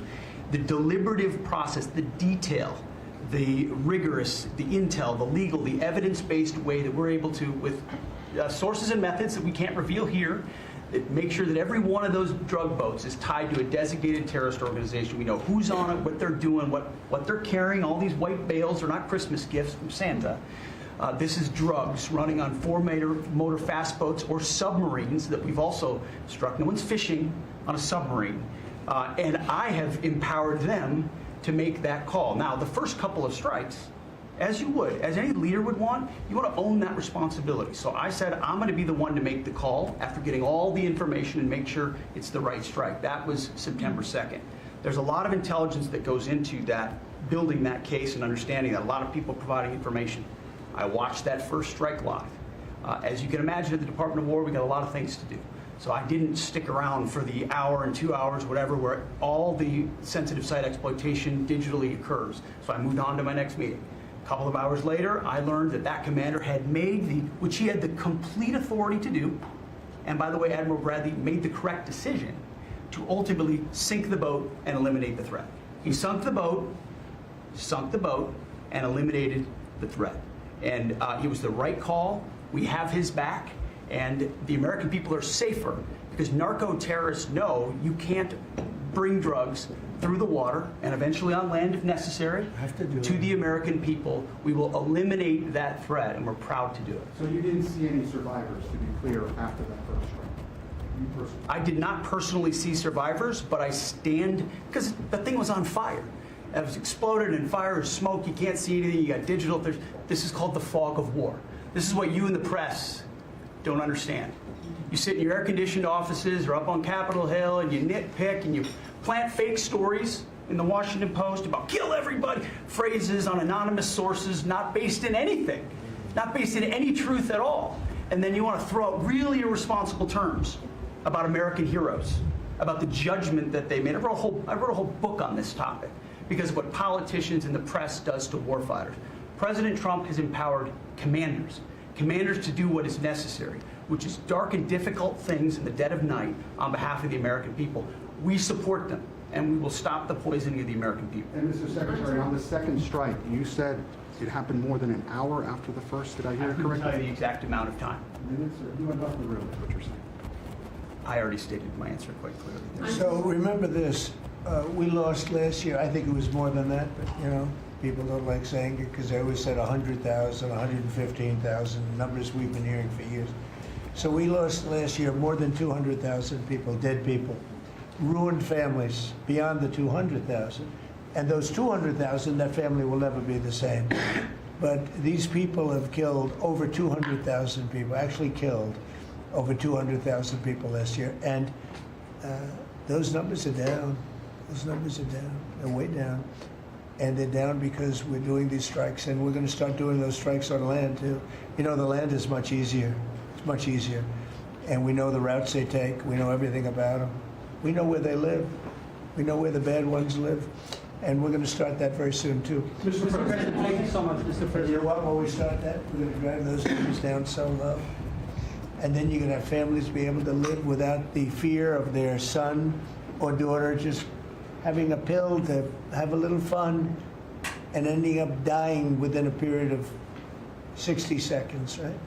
No, we're not going to let that happen. We're not going to let it continue to happen. What Biden did to this country by allowing all these people, and I call them animals in many cases, I think they're animals, to come into our country and destroy our country and let all those drugs pour in, let people just walk across the border like it was nothing.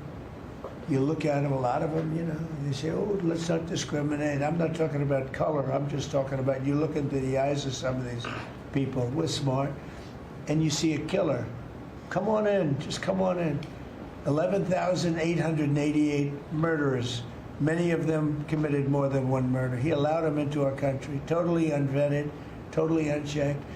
But he also allowed drugs to come in at record numbers. And hundreds of thousands of people a year died. And we're taking those son of a bitches out, yeah.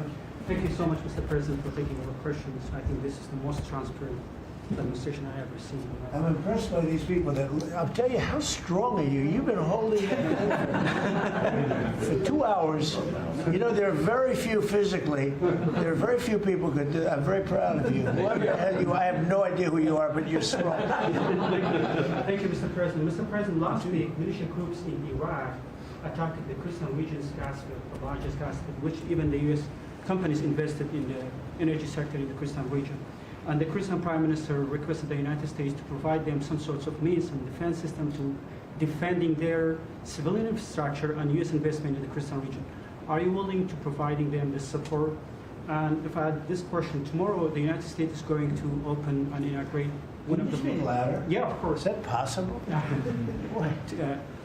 You're the most gentle, beautiful voice, but you're a very gentle person. Go ahead. Just take fewer words and louder. Yeah, sure. I'll repeat my first question. Last week, the Iraqi militia groups attacked one of the largest gas fields in the Kurdistan region of Iraq, which even the U.S. companies have invested in these gas fields. Yeah. And then, are you from Iraq? I'm from Kurdistan, Iraqi Kurdistan. Okay. Yeah. Working for Huda Media Network. And the Kurdistan region prime minister, he requested the United States to providing them some sort of defense system to defending these guys' fields and U.S. investment in the Kurdistan region. Are you willing to helping them? Well, we're going to look at it. I heard about it, and I'm hearing about it more now, frankly. It wasn't at the top of my list. It's a very unusual question, I think, but I assumed you're from the area, and to you it's a very important question, and to me it is also, because people are being killed. I will say this, Iraq has been much different in terms of us than they were prior to us taking out the nuclear capability of Iran. You know, Iran has gone down many, many steps in terms of its fear factor. They were the bully of the Middle East, and they're really not the bully of the Middle East anymore. And Iraq was being bullied by Iran. You know, we had a president that thought it was brilliant to blow them up, and they blew them up, and all of a sudden, instead of having a power that was basically equal to Iran, they had Iran ruling the Middle East for a long period of time. But Iraq, from the day we hit them with those B-2 bombers and knocked out and obliterated, because CNN said, well, maybe it wasn't total obliteration. Well, it turned out it was totally obliteration. It was every single one of those missiles hit its target. It was actually amazing, but it was wiped out, totally wiped out. I will tell you, Iraq has been a much friendlier place. They talk to us. The Prime Minister actually nominated me along with about 78 other countries for the Nobel Prize. I'm the only one that was nominated by almost 100 countries that didn't get it. But that's okay. But I saved a lot of lives. I saved a lot of lives. But Iraq nominated us for the Nobel Prize, and that was a great honor. You know, we didn't expect that from Iraq. Iraq has been a much different place since the taking out of Iran the nuclear capability. Yeah, let's get to another question. Here we go. This guy's a beauty. Go ahead. Secretary Rubio mentioned your meetings ongoing in Russia today. Do you have any update from Mr. Wickoff and Mr. Kushner? No, because I've been spending too much time with you. I mean, we're spending a lot of time in here. We wanted to do this you talk about being open and transparent. This has to be the most transparent administration in history. We spent a lot of time answering your questions and giving you a lot of good, good results. I mean, I think everybody here gave you good results. But no, I don't. I will have after I leave here. But do you hope for a breakthrough, or is it not? I don't know. Look, I don't know. All I can tell you is that we're trying very hard to save 25 to 30,000 people, mostly men, mostly soldiers, every month. 25,000 to 30,000 soldiers. It's impossible. That's half a stadium. Take a big football stadium. Take half of those people in a stadium, and they're wiped out. They're killed every month. It's crazy. That war is crazy. It would have never happened with me, and it didn't happen for 4 years. And you just mentioned potential land strikes. Can you elaborate anything on that? I'll elaborate. If they come in through a certain country or any country, or if we think they're building mills for whether it's fentanyl or cocaine. I hear Colombia, the country of Colombia, is making cocaine. They have cocaine manufacturing plants, okay? And then they sell us their cocaine. We appreciate that very much. But yeah, anybody that's doing that and selling it into our country is subject to attack. So not necessarily just Venezuela? No, not just Venezuela, no. Venezuela's been very bad. Venezuela's been really bad in something else, probably worse than most, but a lot of other people do it too. They would send murderers into our country. They would empty their jails into our country. They sent people into our country that we don't want. They sent their drug dealers and their drug people into our country.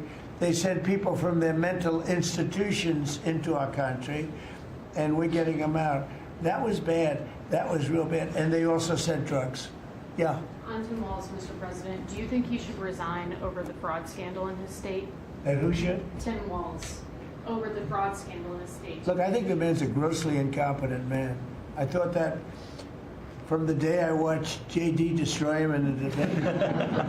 I was saying, who was more incompetent, that man or my man?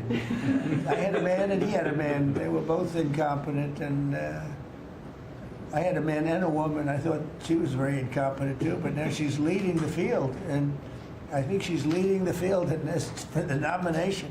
Anyway, look, that's up to them. That's up to the Democrats.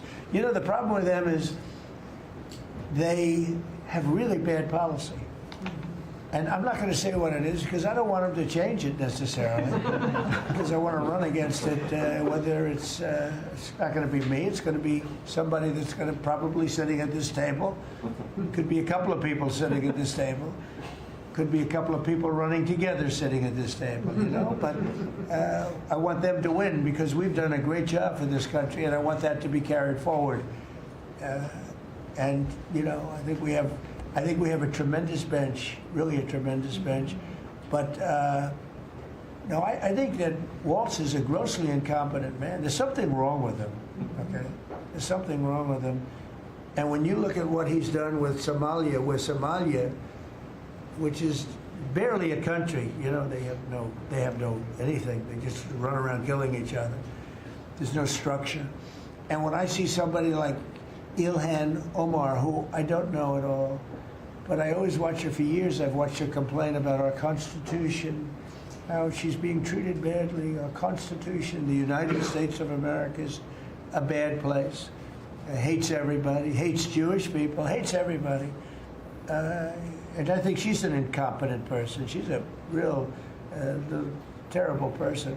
But when I watch what is happening in Minnesota, the land of 1,000 lakes, or however many lakes they have, they got a lot of lakes, but this beautiful place, and I see these people ripping it off, and now I'm understanding, and you're going to look at that, Scott, I hear they ripped off Somalians, ripped off that state for billions of dollars, billions, every year, billions of dollars, and they contribute nothing. The welfare is like 88%. They contribute nothing.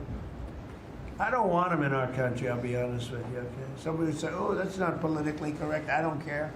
I don't want them in our country. Their country's no good for a reason. Their country stinks, and we don't want them in our country. I can say that about other countries, too. I can say it about other countries, too. We don't want them to hell. We have to rebuild our country. You know, our country's at a tipping point. We could go bad. We're at a tipping point. I don't know if people mind me saying that, but I'm saying it. We could go one way or the other, and we're going to go the wrong way if we keep taking in garbage into our country. Ilhan Omar is garbage. She's garbage. Her friends are garbage. These aren't people that work. These aren't people that say, let's go, come on, let's make this place great. These are people that do nothing but complain. They complain. And from where they came from, they got nothing. You know, they came from paradise, and they said, this isn't paradise. But when they come from hell, and they complain, and do nothing but bitch, we don't want them in our country. Let them go back to where they came from and fix it.